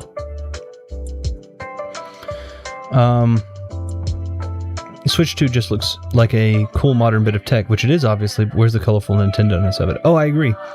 It does play games really well. It is really good in that regard, but yeah, I agree. Corporate games definitely, but I think indie games fill the role of having the soul of gaming, and it shows that people still have a passion for gaming and have enough motive to fill the corporate void. Sure. Some AAA games and devs have a passion, that passion too. Unfortunately, they're overrun by higher-ups who don't care. Yeah.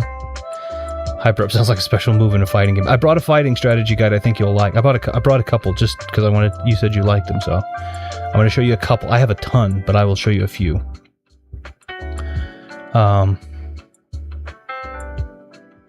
If you get 3 bars of hyper-up, you can land Bruce level 3 for a one-hit kill. Yeah? Some good corporate companies have been created from devs that have broken away from their previous ones to create very good games. True. Very true. And I think I think that's also being true with good companies. Like I like CD Projekt Red. but the people that are making what is it, blood of the Dawnwalker, or I can't remember exactly, but anyway, that's a group of people that were originally a part of CD Projekt Red, and they were like, let's do our thing, and CD Projekt Red's like, yeah, sure. I hear game dev is also a rough job in some companies, even if you're passionate, crunch culture and whatnot. Yeah, we need to start slowing down about. We got to stop thinking things have to go faster and faster. We should not speedrun our lives, because I can tell you that that's the end of that game is only one that you will find filled with regret if you didn't spend time in the game between, you know. The only thing that I'll push back on with some indies is they also want to make an insane amount of money. They wouldn't charge for their game if it were nothing but love. Which is why I think we see, again, Claire Expedition 33 is a great example. That game was $40 or $50. And I think Kingdom Come Deliverance is, 2 is the same way. I believe it's $39.99, originally $49.99. And it's a phenomenal game. So they sold what they needed to, or they charged what they felt like they needed to charge, but they didn't... They charged what they felt they needed to charge, but they didn't go $80, you know. But giant AAA corporations are unbelievable. Much $70 for a game now as well. Yeah, I agree. And again, it's why I'm making reference of those two companies. I think they are a good example. What's happened with gaming for some people is they become review brand, and what I mean is they've lost how to just enjoy games. They treat them like their favorite reviewer. Yeah, that's true. It's a necessary evil for indie games to at least partly do it for the money. And like having a job as a YouTuber, it requires that to be a factor, but genuine passion can definitely go into it. It can be, but I think that we saw with the games that I just gave examples of, I think we can find where those two things are mutually exclusive and have been treated as such. Profitability is kept reasonable, while passion is definitely clearly in the final product. Everyone acts like it's a job to keep up with rather than their hobby to enjoy. Yeah, whenever you want to enjoy it. Yeah, there's a pressure on faster, bigger, better, you know, newer, nicer. There's no focus on let's dive deep into this game and this be our best game. You know, I'm gonna say this. Skip to my loose segment or whatever, which is teaching you how to do the water bounce with Kitty, by the way.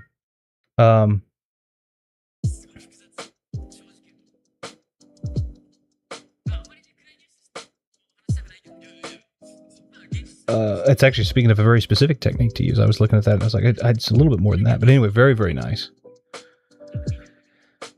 Weird comment, but your fingernails are very well trimmed. Oh, thank you. It's a bugger to do it. I have to use a special tool. Nail clippers don't do the trick. These are, I don't know why, but I appreciate it. Yeah. Fingernail clippers, for whatever reason, don't work. So I have a special tool where I actually have to kind of grind them down with a metal thing. Or otherwise they won't cut. But thank you. I can go for a banana bird right about now. Yeah. Unfortunately, that's the nature of our efficiency-based society, is we have to go as fast as we can and do as many things as we can, and new technology will only add to that. The problem is that that's not efficiency, though. Efficiency is still the quality of the product, and the quality of the product, the faster we go and the more things we do, the quality of the product does still suffer. Right? We go quickly, we go really fast. But we go really, really fast, but and we get a lot done, but we don't get a lot of good, deep things done. It's a self-repeating cycle. We go fast to create new technology that will make us even faster. Yeah, at least in America, but I don't know. Yeah, that's true. Partially the case, rather. Reminds me of Destiny 2 by Bungie, technically free to start, but has next to no base content. Everything's locked behind tons of high-cost DLCs and things. Yeah. Use a nail file? No, it's not a nail. It does file the nails, but it's not like a nail filer is like a straight piece of metal or sandpaper. I actually have it's the same tool that you use to it's a wheel grinder, basically. It's the same tool that you use to grind down metal pieces. And I have that tool with a diamond thread, or it's got diamond and metal, I guess, on it, and that's what I have to use to cut my nails are very, very strong for some reason, and so nail clippers, when you click them, they can never get through them. So I use this. Basically, it's a portable grind wheel. It's a little tool about like this, and it spins a fast little diamond metal bore bit around at night, and I just keep whittling and whittling until they finally get down. So, can I show it to you? I'd have to go get it. I can do it in a second if you want, though. Yeah, sure.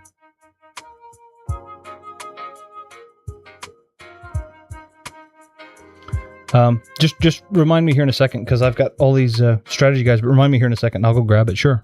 I don't care. I don't mind. I bite them for him. Maki was huge on Destiny before they started deleting paid content. Oh, you were? Yeah. Yeah, I was too, but Volt, yeah. Yeah, just remind me, Fighting Max. I'll show these off here in a bit, and then I don't mind. I'll go grab it and I'll show you. So yeah, this is one. I'll show you a couple of others real quick. I'm going to drop these over to the side. You can see my Star Wars desk pad and the corner of one of my journals.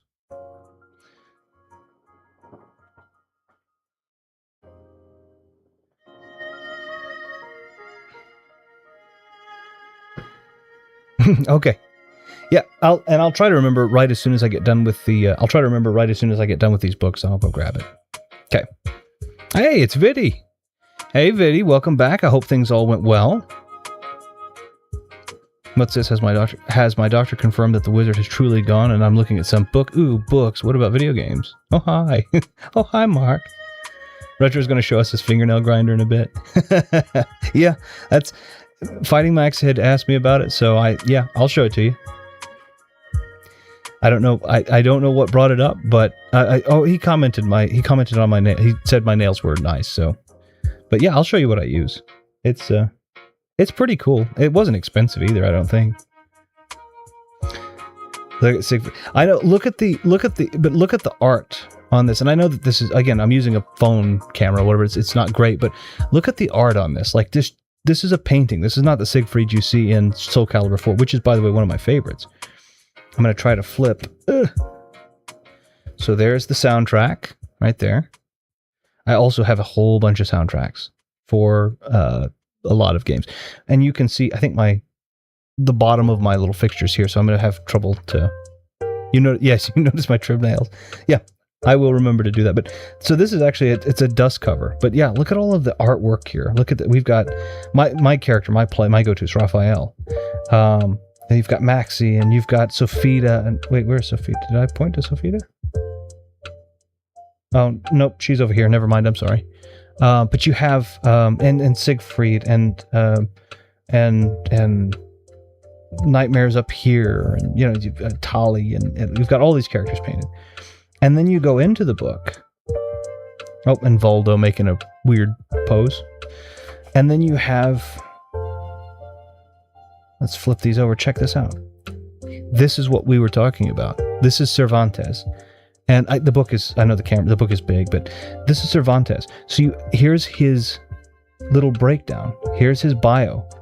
He is 48 years old, but he's stopped aging. Well, why has he stopped aging? What's his story? And he's 5'10". He's 176 pounds. He was born on the 1st of January. Used to, they'd give... Oh, they did. Blood type. They'd give you a blood type. In his case, none. Right? He's like an undead of sorts. And then you have this whole thing that's just about... This whole wall of text, which is just about establishing his character. How cool is that?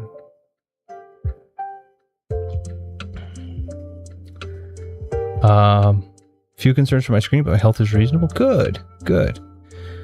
Siegfried's top tier. I think Soul Calibur is top tier. I have an art book also, I'm pretty sure, of Soul Calibur. I'll buy that off you for 20 quid. Just borrow me 20 quid. I got this when it came out. I don't know if I could part with it, but I could find you another one, sure. I never played the game, but I heard about it. The art still is really... Oh, these are fun games. These are great games. Glad your health is doing good for now. Yeah. 20 quid. Oh yeah, and Soul Calibur is one of my favorites too. As you saw me, I'm decent at Soul Calibur. I'm terrible at Mortal Kombat. I love Mortal Kombat, but I'm terrible at it. And then here are your combo. You can't see them down here, but then you have combos up here, and they're showing specific frames on that. And this is all this. By the way, I skipped pages. This is all just Cervantes. This is all just Cervantes. And then we move over here, and here's Hildegard. Hildegard von Krone. And this is all of her stuff. Right? And Ivy. Everybody loves Ivy. Right? I don't care for Ivy, but everybody seems to like Ivy. So she's hard to play as. And what's cool, because I showed Cervantes off. Let's see if it points this out here. But you can actually see right there in her bio, Cervantes is her father. So then there's a story there about her because of her, so where's her and Cervantes are related. Oh, well, yeah. And I guess you'll also find out here that her age is 32, and her aging, I guess, has not stopped at this point. So look at this.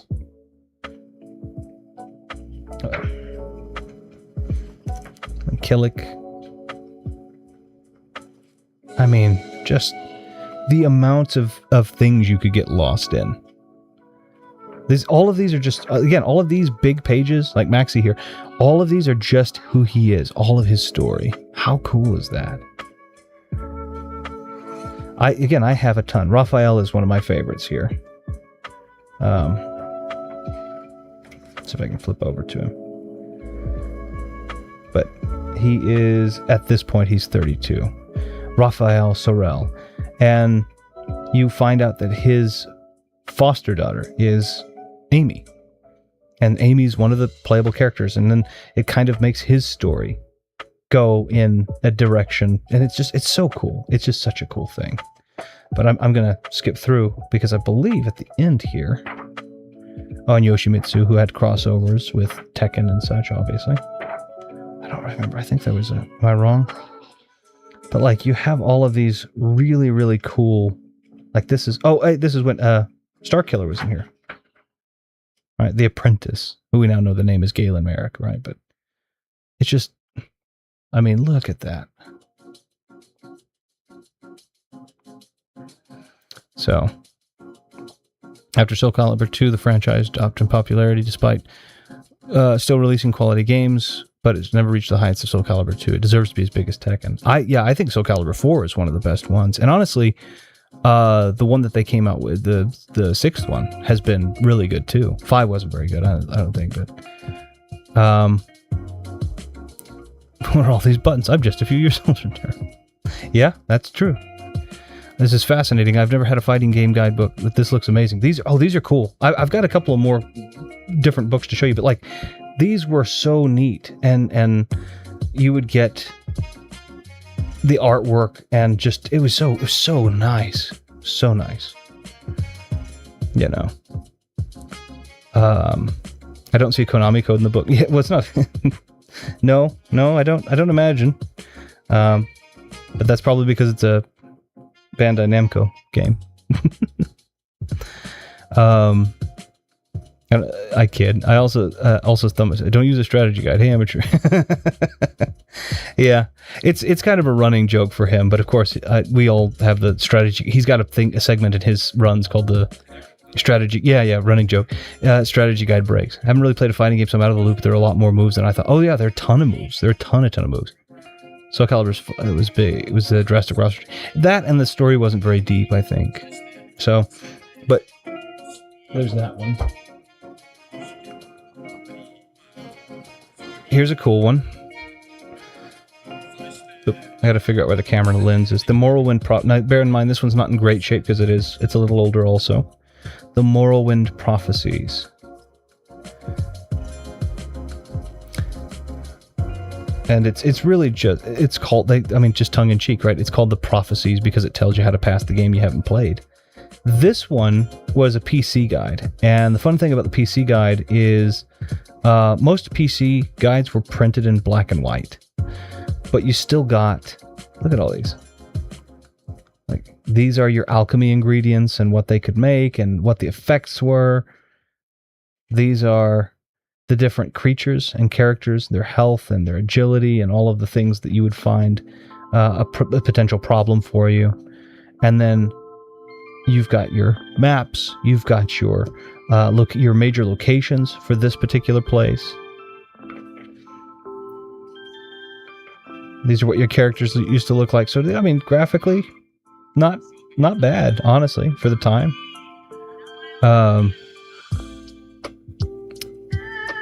I prefer that you thought he just preferred learning from experience. Both are good. I think both are nice. I've always just learned through figuring things out. I have no problem with these. Yeah. Pokemon Stadium, Majora's Mask, and Eternal Darkness, Buffy, Morrowind, Splinter Cell, Metroid. Yeah, I have almost all of those still. I mean, like I said, I've bookshelves that are just filled with nothing but strategy guides. Look back when Elder Scrolls was good. Skyrim's still good. Skyrim's okay. Honestly, Skyrim doesn't rank super high in my... I mean, it's not a bad game, but I think Oblivion is the best of them. And then I would argue that Daggerfall is probably the second best one. And then it's Morrowind I kind of like better than Skyrim, but that could be nostalgia speaking. So Skyrim's not bad, but it doesn't feel like it has the soul to me of a lot of the other ones of these. But I do have the strategy guide, the ultimate strategy guide for Skyrim too, which they did put a lot of love into. What a prophecy. Borrow 20 quid. Ash would say, borrow 20 quid. Each to their own, my friend. I'm glad you like it. I do like it. Yeah, Skyrim, again, I think Skyrim is alright. I don't think it has the soul of some of these older ones, but it's not a bad game. But yeah, you've got your different characters and your different... I mean, all of these are... And these are all different map locations and telling you where you need to find them. So your map here has all the numbers, and then you have your number... you can go through exactly what it is over here. And then, you know, I don't know. It's very, very neat. But you have... These are all just map... This is all just the world. And by the way, if you've not played, if you've seen how big... Like, you think Skyrim's big, you think Oblivion's big, play Daggerfall. Daggerfall is one of the biggest maps in gaming. And they did a good job of not making it feel overwhelming. At least to me. I feel like it's fairly manageable. There are fast travel systems that help keep it manageable, but then you also find yourself kind of randomly happening upon things. Daggerfall is free right now, so if you've not gotten it, I would recommend it, and then there are some mods that make it a little bit more user-friendly today, and then I'd play it. But yeah, look, I mean, you've got all of your maps, but then there's a lot of world building too, because like these here are your quests, but then you also have these dialogues here. You have these little snippets of dialogue, kind of playful pieces of, oh, by the way, you can do this, you can do this. Tells you what to do, but then there are also little, like the presentation of it is different. It's very much like telling a story. It's very much, it's almost worth just reading. And again, this is the official guide, so this being in black and white was just a consequence of the times. But look at this. How cool is this? I used to use a strategy guide for Skyrim, but then I took an arrow to the knee. Again, I think I've said this before. Taking an arrow to the knee is a euphemism. Not really a euphemism. It's not really naughty, but anyway, it's a double meaning for got married or proposed to get married. Proposing marriage. I remember having a guide for the first Skylanders and a big thick one for the first Destiny. Still probably around here somewhere. See, that's really neat. I can see why you wouldn't like it. And to be fair, I've never played the other Elder Scrolls games, so I should definitely try. I want to be very clear. I don't dislike Skyrim. It's just not one of my higher ranked ones. I started playing I started playing the Elder Scrolls series. I played Arena and Battlespire briefly. Daggerfall was probably the first one I really dived into, and then Oblivion, obviously, I dove into quite a lot. A lot of milk, huh? Hold on, where did I go? Yeah, Daggerfall is crazy. Oh, it's so fun. Seriously, go get, if you've got a good computer, it doesn't have to be great, but if you've got a decent computer, go get Daggerfall. It's free. It is free. GOG gives it away for free. GOG, G-O-G, not God. GOG gives it away for free. Go get it and give it a shot. I promise you, I do recommend there being a couple of mods, but to increase the quality of life. But yeah, I'm gonna type something real quick.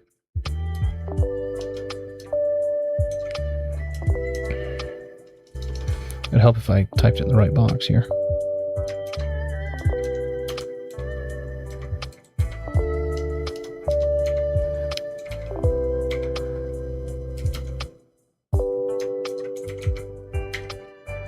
My little typewriter keyboard here. There we go.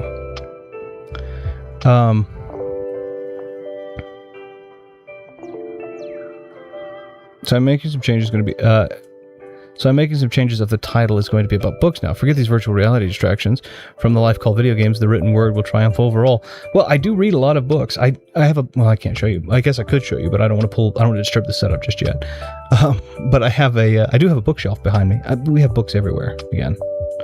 But anyway, it's just, again, all of these are it's just so cool. Like, this is an entire world realized. You have faction quests that are being told, miscellaneous quests that are back here in this, and then you have your little, art orc here, or whatever you. But anyway, so this is the Morrowind strategy guide, which is really cool. And it got the Xbox logo on it, but a lot of these, they were made with PC in mind, and so they usually printed a lot of the PC manuals in black and white.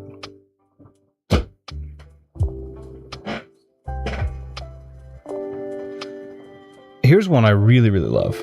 This is one of my favorite strategy guides. Now, it's not the only. Obviously, I got a lot, but this is the Dragon Age Origins, and you can't quite see this. The retro books. Oh man, I would love to do a book channel, but I don't know how. It would just be me showing off books rather than reading them, and I like to read the books, so it's like, doing what the wizard can't. You're right, Maki's right. You're very right. This is one of my favorites. I don't know if you can tell, but the blood on the blade is actually a separate layer, and it's made to shine a little bit more brilliantly than the sword. And inside, if you can see the blood, inside is the character, whatever character, and you have this kind of story going on in here.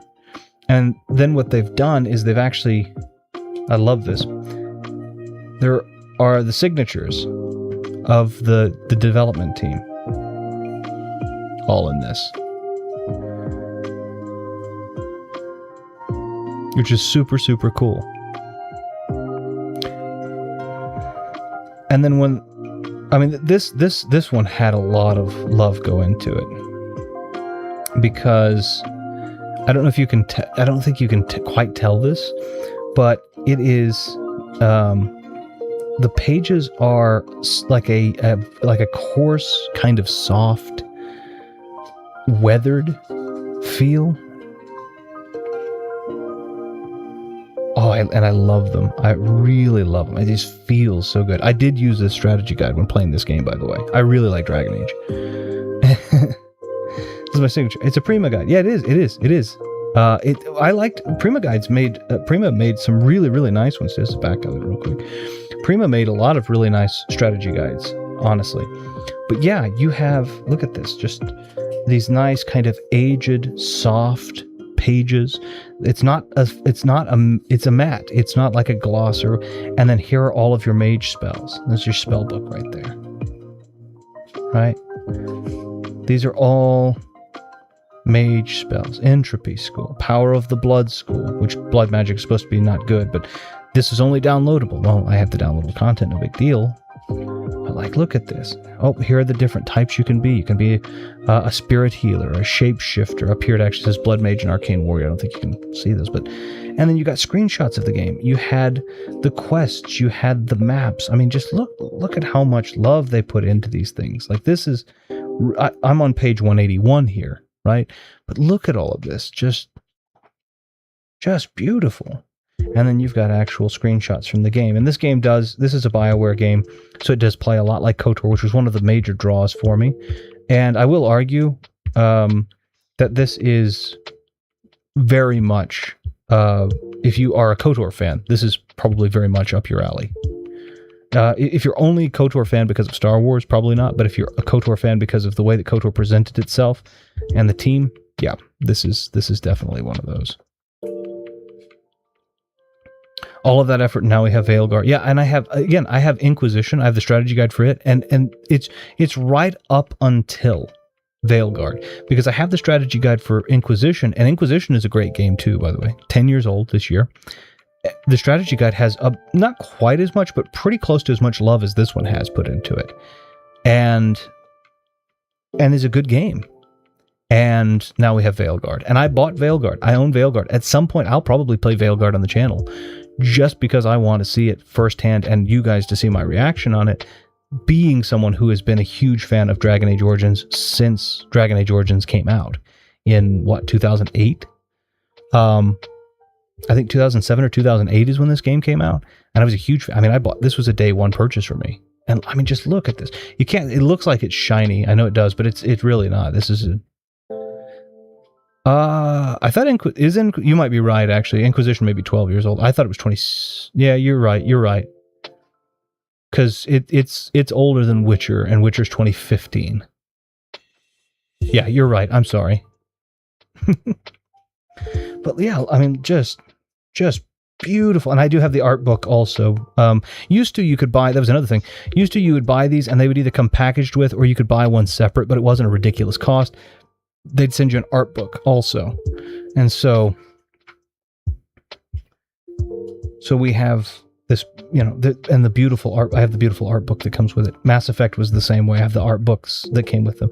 And then here, you actually had, this was the cool thing, because you had two different versions of this with Prima. You had the regular version, which was their regular, just looked like a, soft cover book, and was with like red stripe. And then you had this collector's edition one. And so then you would have the special edition, and it would come with extra stuff in the back of the book here. And so in the back of the book, you have the Traveler's Guide, where you got special art, which, by the way, the art is beautiful on this. And then they would give you, again, the Traveler's Guide, which would tell you, oh, this is what Thedos is like. This is the whole of what Thedos is supposed to be like. And the history. And nobility. And what the ranks of those are. Just so, I mean, look at it. I'll give you I couldn't part with it. You're asking me to part with things that are really important to me, because I got these. I didn't just get these today. I got these back when these games came out. So it's like, yeah, $2, £2.50 though. Come on. Look how beautiful this is. Come on. I don't know how much, I can't remember exactly how much this was when it came out, but it was, most strategy guide, collector's edition strategy guides like this were about $25, $30. Which is expensive, but I worked in the gaming industry at the time, so I was able to do that. The picture's based on me. The big one with the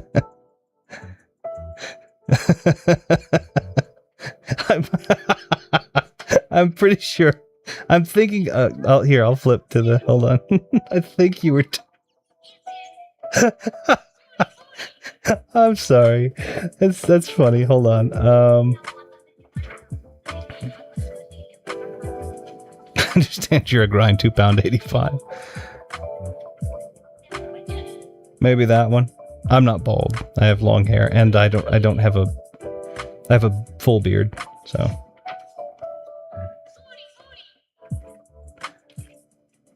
I guess my hair kind of looks more like that, but I have a full beard.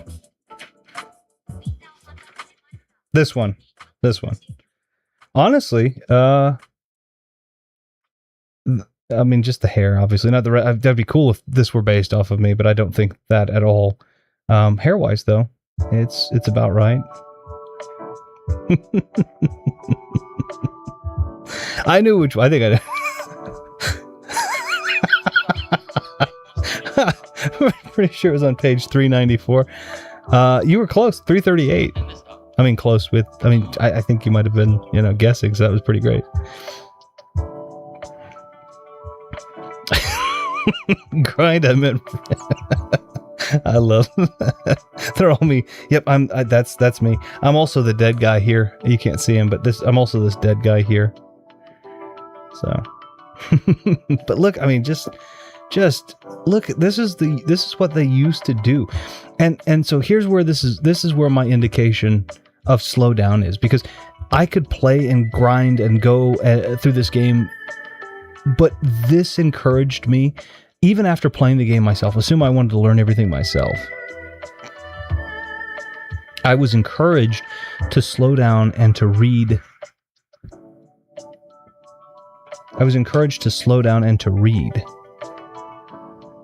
And, oh, wow, I can do this with Oghren.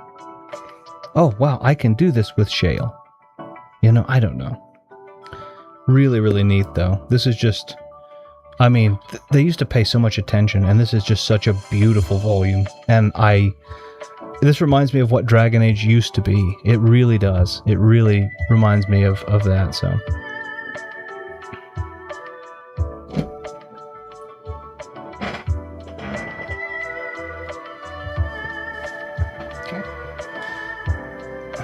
We'll go back to an older one. He's the girl there. He's Blood on the Sword's actually his. Yeah, probably. Retro sits like that when we talk. How do you know if we talk it over the phone? Also, he sits like that when he's philosophizing. You know what? It is important to be. I'm in a robe right now. I like to be comfortable when I philosophize. I like to be comfortable in general, and so I am.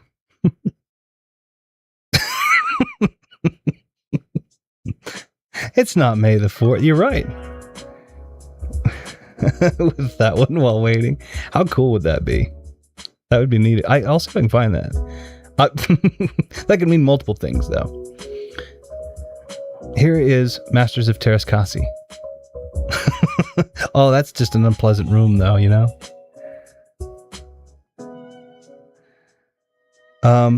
Going back to this is a Prima. This is back when this is an older Prima game guide, by the way, and it's still got residue on it. You can see this used to be $13 for this, which is kind of expensive for when it came out. This came out in 1999 or 2000, something like that. Let's see.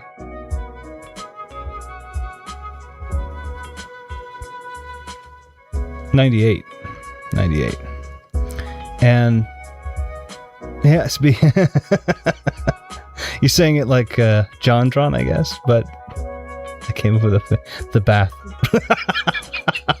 Well done, Fighting Max. That's. Well, I guess that would be what that would be. Yeah. Talking about the character pages that Ash had made mention of, this is kind of that, right? So this is Luke Skywalker, and he's got his little background up here, and then you've got your moves, and then you had these were always kind of cool to look at, right? You had these 4 bars, how, you know, he's average strength, he's a little above average speed, he's average, right? And so you kind of had that, which was cool, but you would almost impose your own story upon why that is. Like, oh no, he's stronger than this, or he's faster than this, and then you had all the moves. And whoever took the picture of these screenshots you could see is just taking a picture of the camera and cropping them, because that's used to be how you had to do it. So, which is kind of cool. Why are the pages? They're not stuck together. But you do have, and then here's the whole section of playing as Luke Skywalker. Oh, if you're playing against Luke Skywalker, here's an entire section of playing against him. What does he do? How do you beat him? And then, oh, no, here we got Han Solo. Han Solo is not as fast as Luke, but he's stronger than Luke. And he's way better he's got some moves that are, he's got more moves than Luke, or better moves, I guess. I don't know. And then you get your, so this was really cool.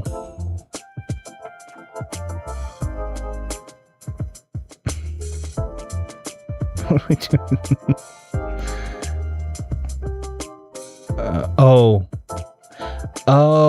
Yep. I remember. And then she throws the, magazine out the window, right?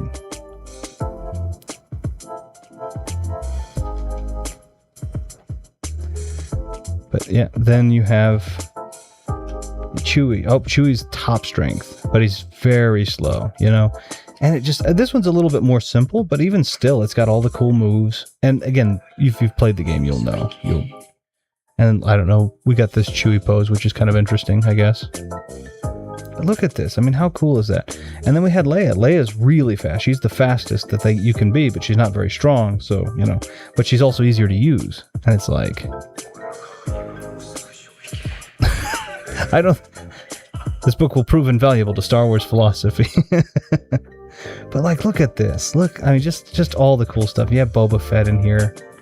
I think also Boba Fett, a lot of moves,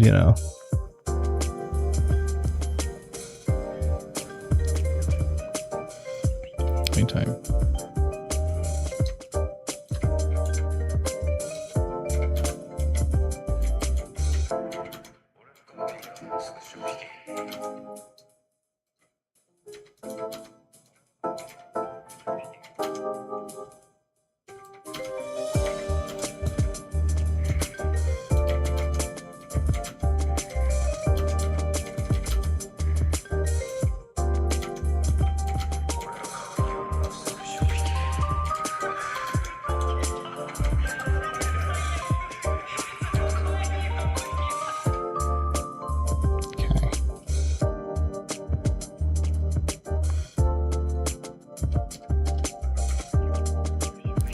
Sorry, I'm sending a quick message.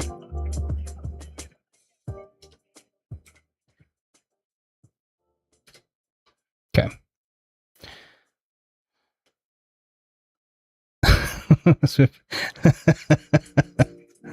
I haven't made any fan film.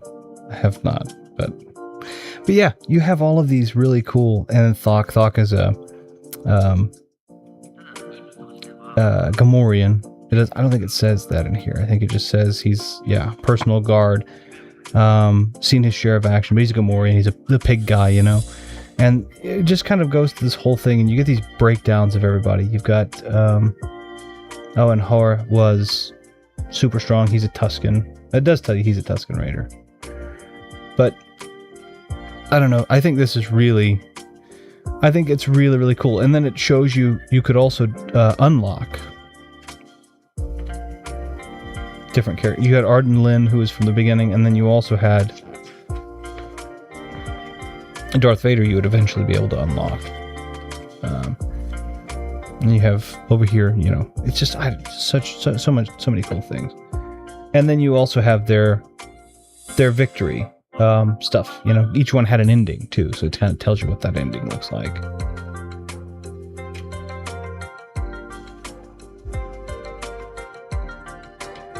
Oh, and this was the Arden Lyn. She was the original character that was supposed to be good at that particular type of karate. So I don't know. Yeah, some people thought the horror was. Oh, and then you have this. These are the table. This strategy is basically if you are your player character versus character, and what you need to do. So it's like if you are, let's say, Boba Fett, and you're fighting against Arden Lyn, you use a mixture of branch attacks and special attacks, and specifically the drilling uppercut. So your primary strategy for fighting Arden Lyn as Boba Fett is that. Or over here it might tell you, oh, you need to work on zone attacks, you know, if you're doing that. It's just like, I mean, that was just super cool. Oh, and then you get the Shadows of the Empire advert there.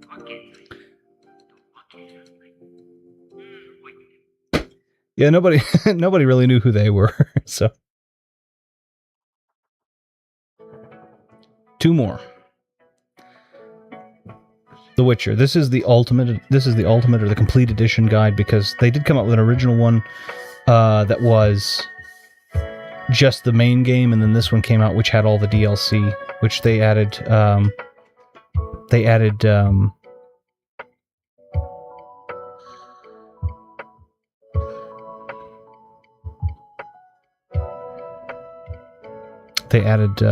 other DLCs, the Heart of Stone and such.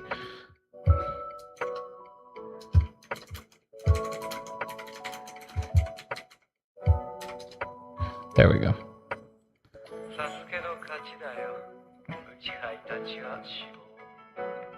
Okay, there we go. But with this one, I have to put it under the little stand here. It's the same thing, that you can see that they pay a whole bunch of attention to. It's Prima, but it's them giving you your characters and your. I mean, this is a hefty beast. The Skyrim book is about as big as this one, I think, or this one is as big as the Skyrim book, I guess, because this one came later.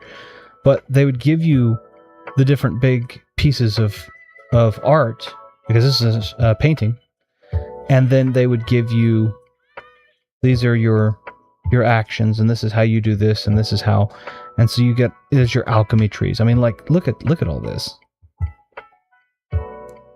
And it has a little section you can't quite see over here off screen, but it tells you, you know, this book is so dense, it basically tells you whether it's a main quest or whether it's a extended quest or where you are in the book. But I mean, it's just, they paid so much attention to this. Gerald of Riveria? Gerald of Riveria. Geralt of Rivia. But yeah, you had, again, this, they paid so much attention. This is page, by the way, just to give you how much attention they paid. These are pages 470 and 471, and I'm about halfway through, maybe a little over halfway through.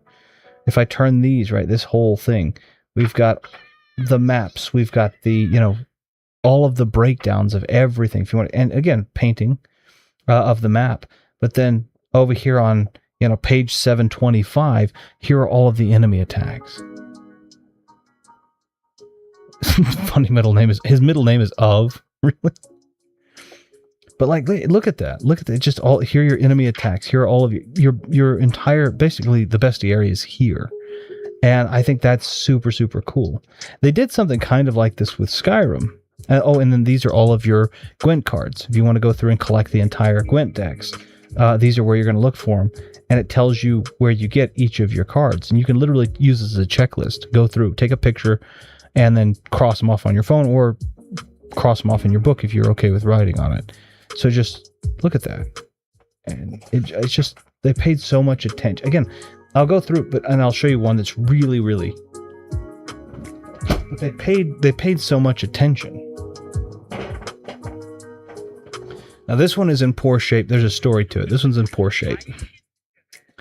This is Oblivion. This is the Game of the Year edition. They didn't make a hardcover as far as I know. It was just a soft cover. This one's in poor condition because at the time that I had this,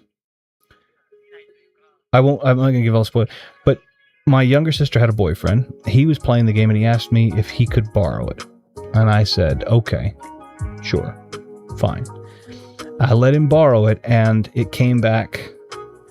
I guess he had gotten it wet or something. And the whole book had gotten soaked, basically. And I don't mind it because the book still holds together really well, and it kind of adds a little bit of an aged charm to it. Because if you look at the pages on this, they're very much like the Dragon Age pages. They're very, they're very aged and weathered. And no, I didn't break his kneecaps. I was like, because it didn't damage the book to me. I didn't care. This is gonna go to, maybe my daughter. So I was like, and these pages are, again, this matte finish kind of cloth kind of, so it really kind of lent to that old tome aesthetic. I really like this. Look at that. Just the feel of these. And these are arena quests and such, right? But I like this a lot. It's just, and they have their pictures and in these ones, it looks like they actually got screen capture versus taking pictures on their phones, but or their cameras or whatever they were doing, basically at this little intermediary time. Write a backstory for Gerald of Riveria. Like, yeah. Look at that.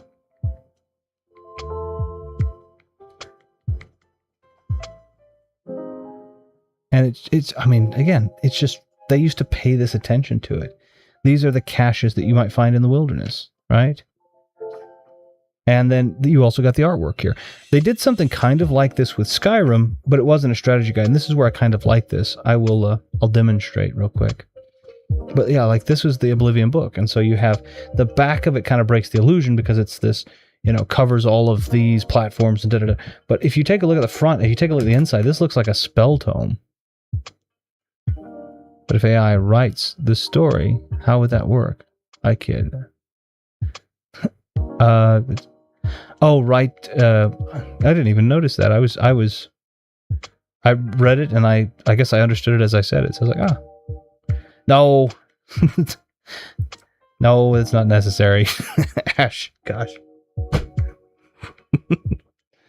Let me see.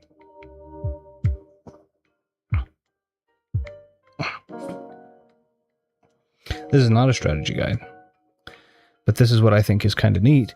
This is where they went with the strategy. Now, these are expensive. I hadn't noticed that it was a typo. I read it that way, and then I had said it out loud, and I was like, oh, I get it. So, what Retro is telling us, these are changes he's making. He's just going to turn books for 4 hours. Maybe. Could be. It's the intent is to slow down. The intent is to look at things that the idea is to look at. Books are not something you can do really quickly, so. But yeah, you have This was not a strategy guide. This was just, but like, yeah, here's your whole map of Skyrim. And then this book was made to be as if it had come from a library in actual Skyrim or in Cyrodiil or in, and this is not a strategy guide. This is just story. Here is the story of all of the religions. It's just world building and establishing, right? Look at that. I mean, it's just all of these cool, and then you have the pages that are all of just story.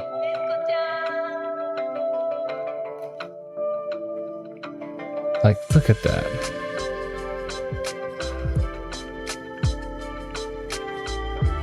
So I love this kind of stuff. I really do. And then this actually is a sketch that had come from the Oblivion book that was packed into the collector's edition that they've reused, which I quite like that they've done that, It's just a lot of really, really neat things in here. And then you've got this is the arcane book. So you have these kind of arcane symbols, if I can find those again. There we go. Just these kind of like books that are showing you what the magic spells might look like in the books. I don't know. Really, really cool.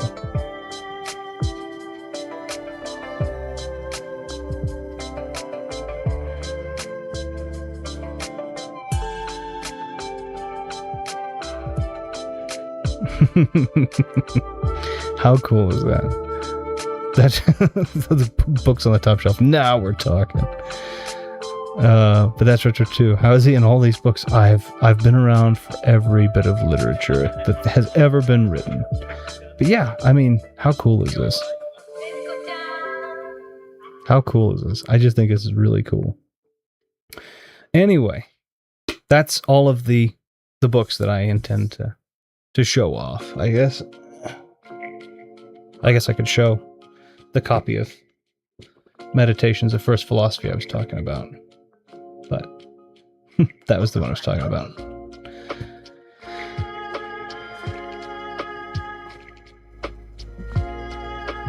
There we are. So yeah, how neat is all of that? I mean, it's pretty cool, I think. So, shoot. Max wanted to see hold on one second. Max wanted to see the nail grinder thing, so 1 second.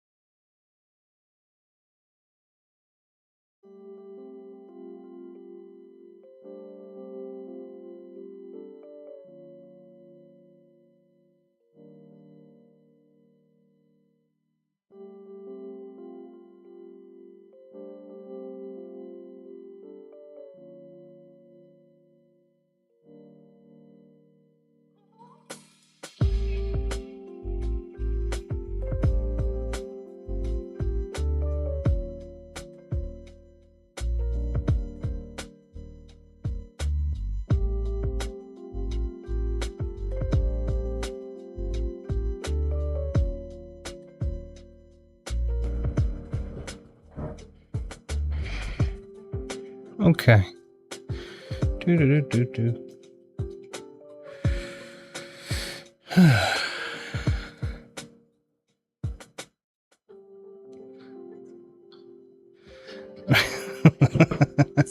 Retro is more attractive than the Mona Lisa. Descartes, don't leave me, Retro. You're supposed to have a BRB screen to disguise the fact that I cannot read. I cannot read!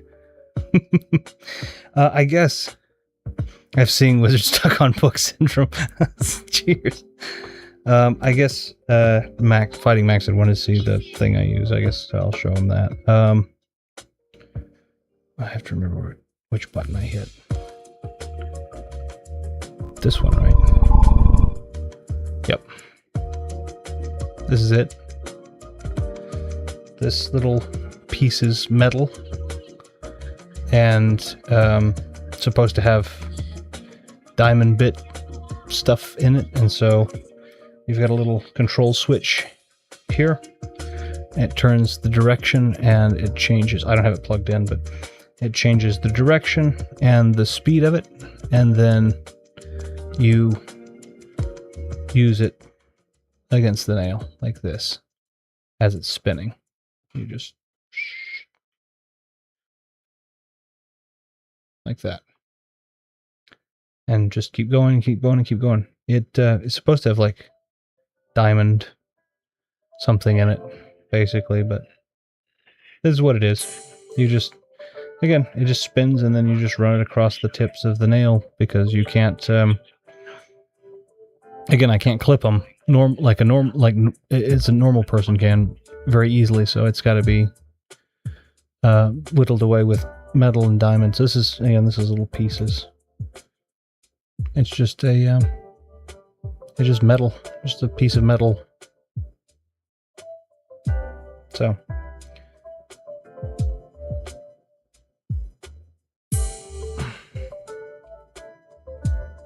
there we go. The hands room, yeah. Well, remember, I don't know if you remember, a long time ago, I did the card thing here, right? I used to be the card thing. It's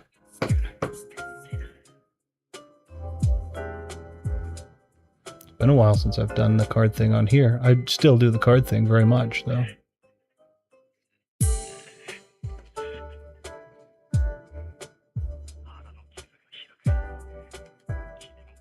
I don't think they'll do it that way. Let's do it the other way.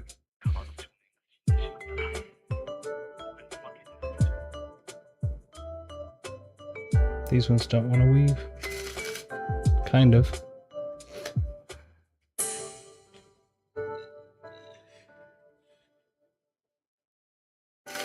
That's better.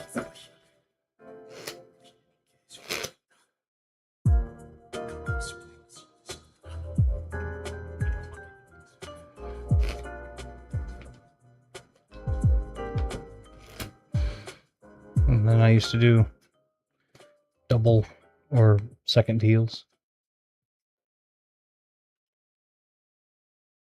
Ace of diamonds.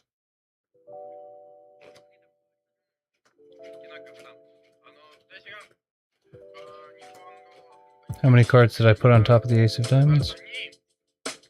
None.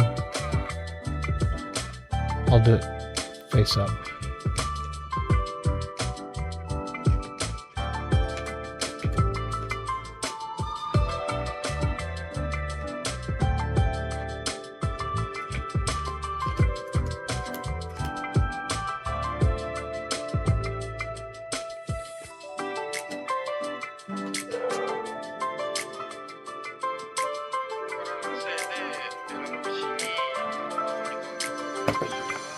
Anyway, stuff like that.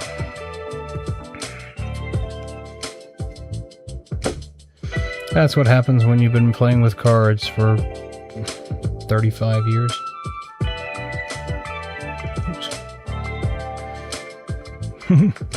Why are my hands not keeping up? I've been practicing for, again, 35 years, something like that.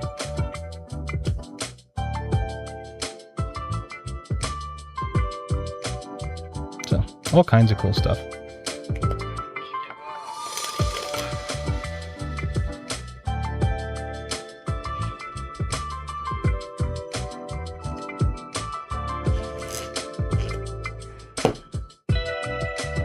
Only a Cooper would you?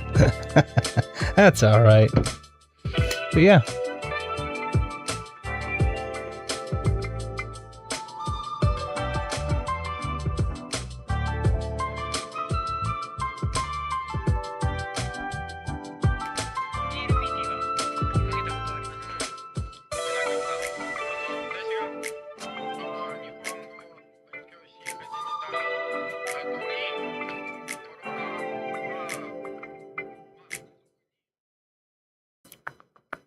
Or I guess we could do something cool, kind of like this.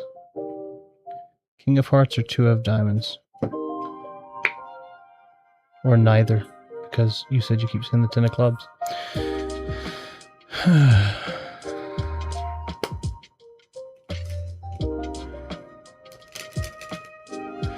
Yeah, neat. Anyway, that got me to test out a new little piece of technology, too. This laptop, by the way, is unrelated. It's not my computer setup. My computer's up there. So, yeah.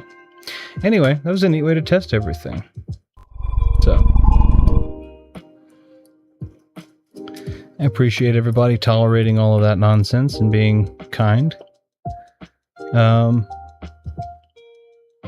changes that are coming, excuse me. The changes that are coming, though, are firstly, I am going to be doing. I'm not giving up streaming. I am still going to be streaming as I can, but I am going to have some of that time taken away so that I'm going to have some of that time dedicated to making the retrospective stuff that I want to make, because I really, really, really want to do that. And I really want to share what is probably just nostalgia, but I really, really want to share a lot of those feelings that we had with, I really want to share a lot of those with people that haven't had the ability to experience them firsthand as accurately as I possibly can. Number two, I want to put a big focus, obviously, on slowing down and looking at things like the strategy guide of a thing, or looking at the experience of the game, not just playing the game, but getting to fully experience it, getting to fully understand it, immerse myself in it, and that's kind of where that strategy guide conversation ended up coming from, is being able to slow down and read a strategy guide and immerse myself in the why of the silly stuff, just, why am I doing this? Why is this a part of the world? Why is, all of that? I think that's really nice, and I really want to do that. So, that's the focus. That's why, yeah. Those are the changes. That's what I'm looking to do. That's why I'm looking to do it, etc. So, I hope everybody is okay with that. No, I'm not. I'm not saying you're going to be there less. It was Star Wars that made the setup, not you, Retro. Not me again. When the world needs him most, Retro Room will not be here. He'll be traveling through time and space and lots of other realities.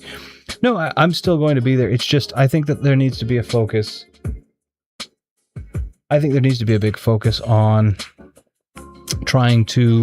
I think there needs to be a big focus on slowing down. I think there needs to be a big focus on doing,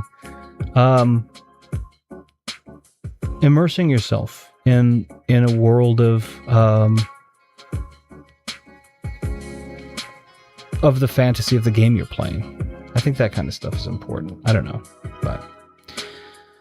but I appreciate you all truly for popping in and saying hi and talking with me and watching me flip through books. And again, I know that was just a small selection of my library, but even still, I really appreciate it.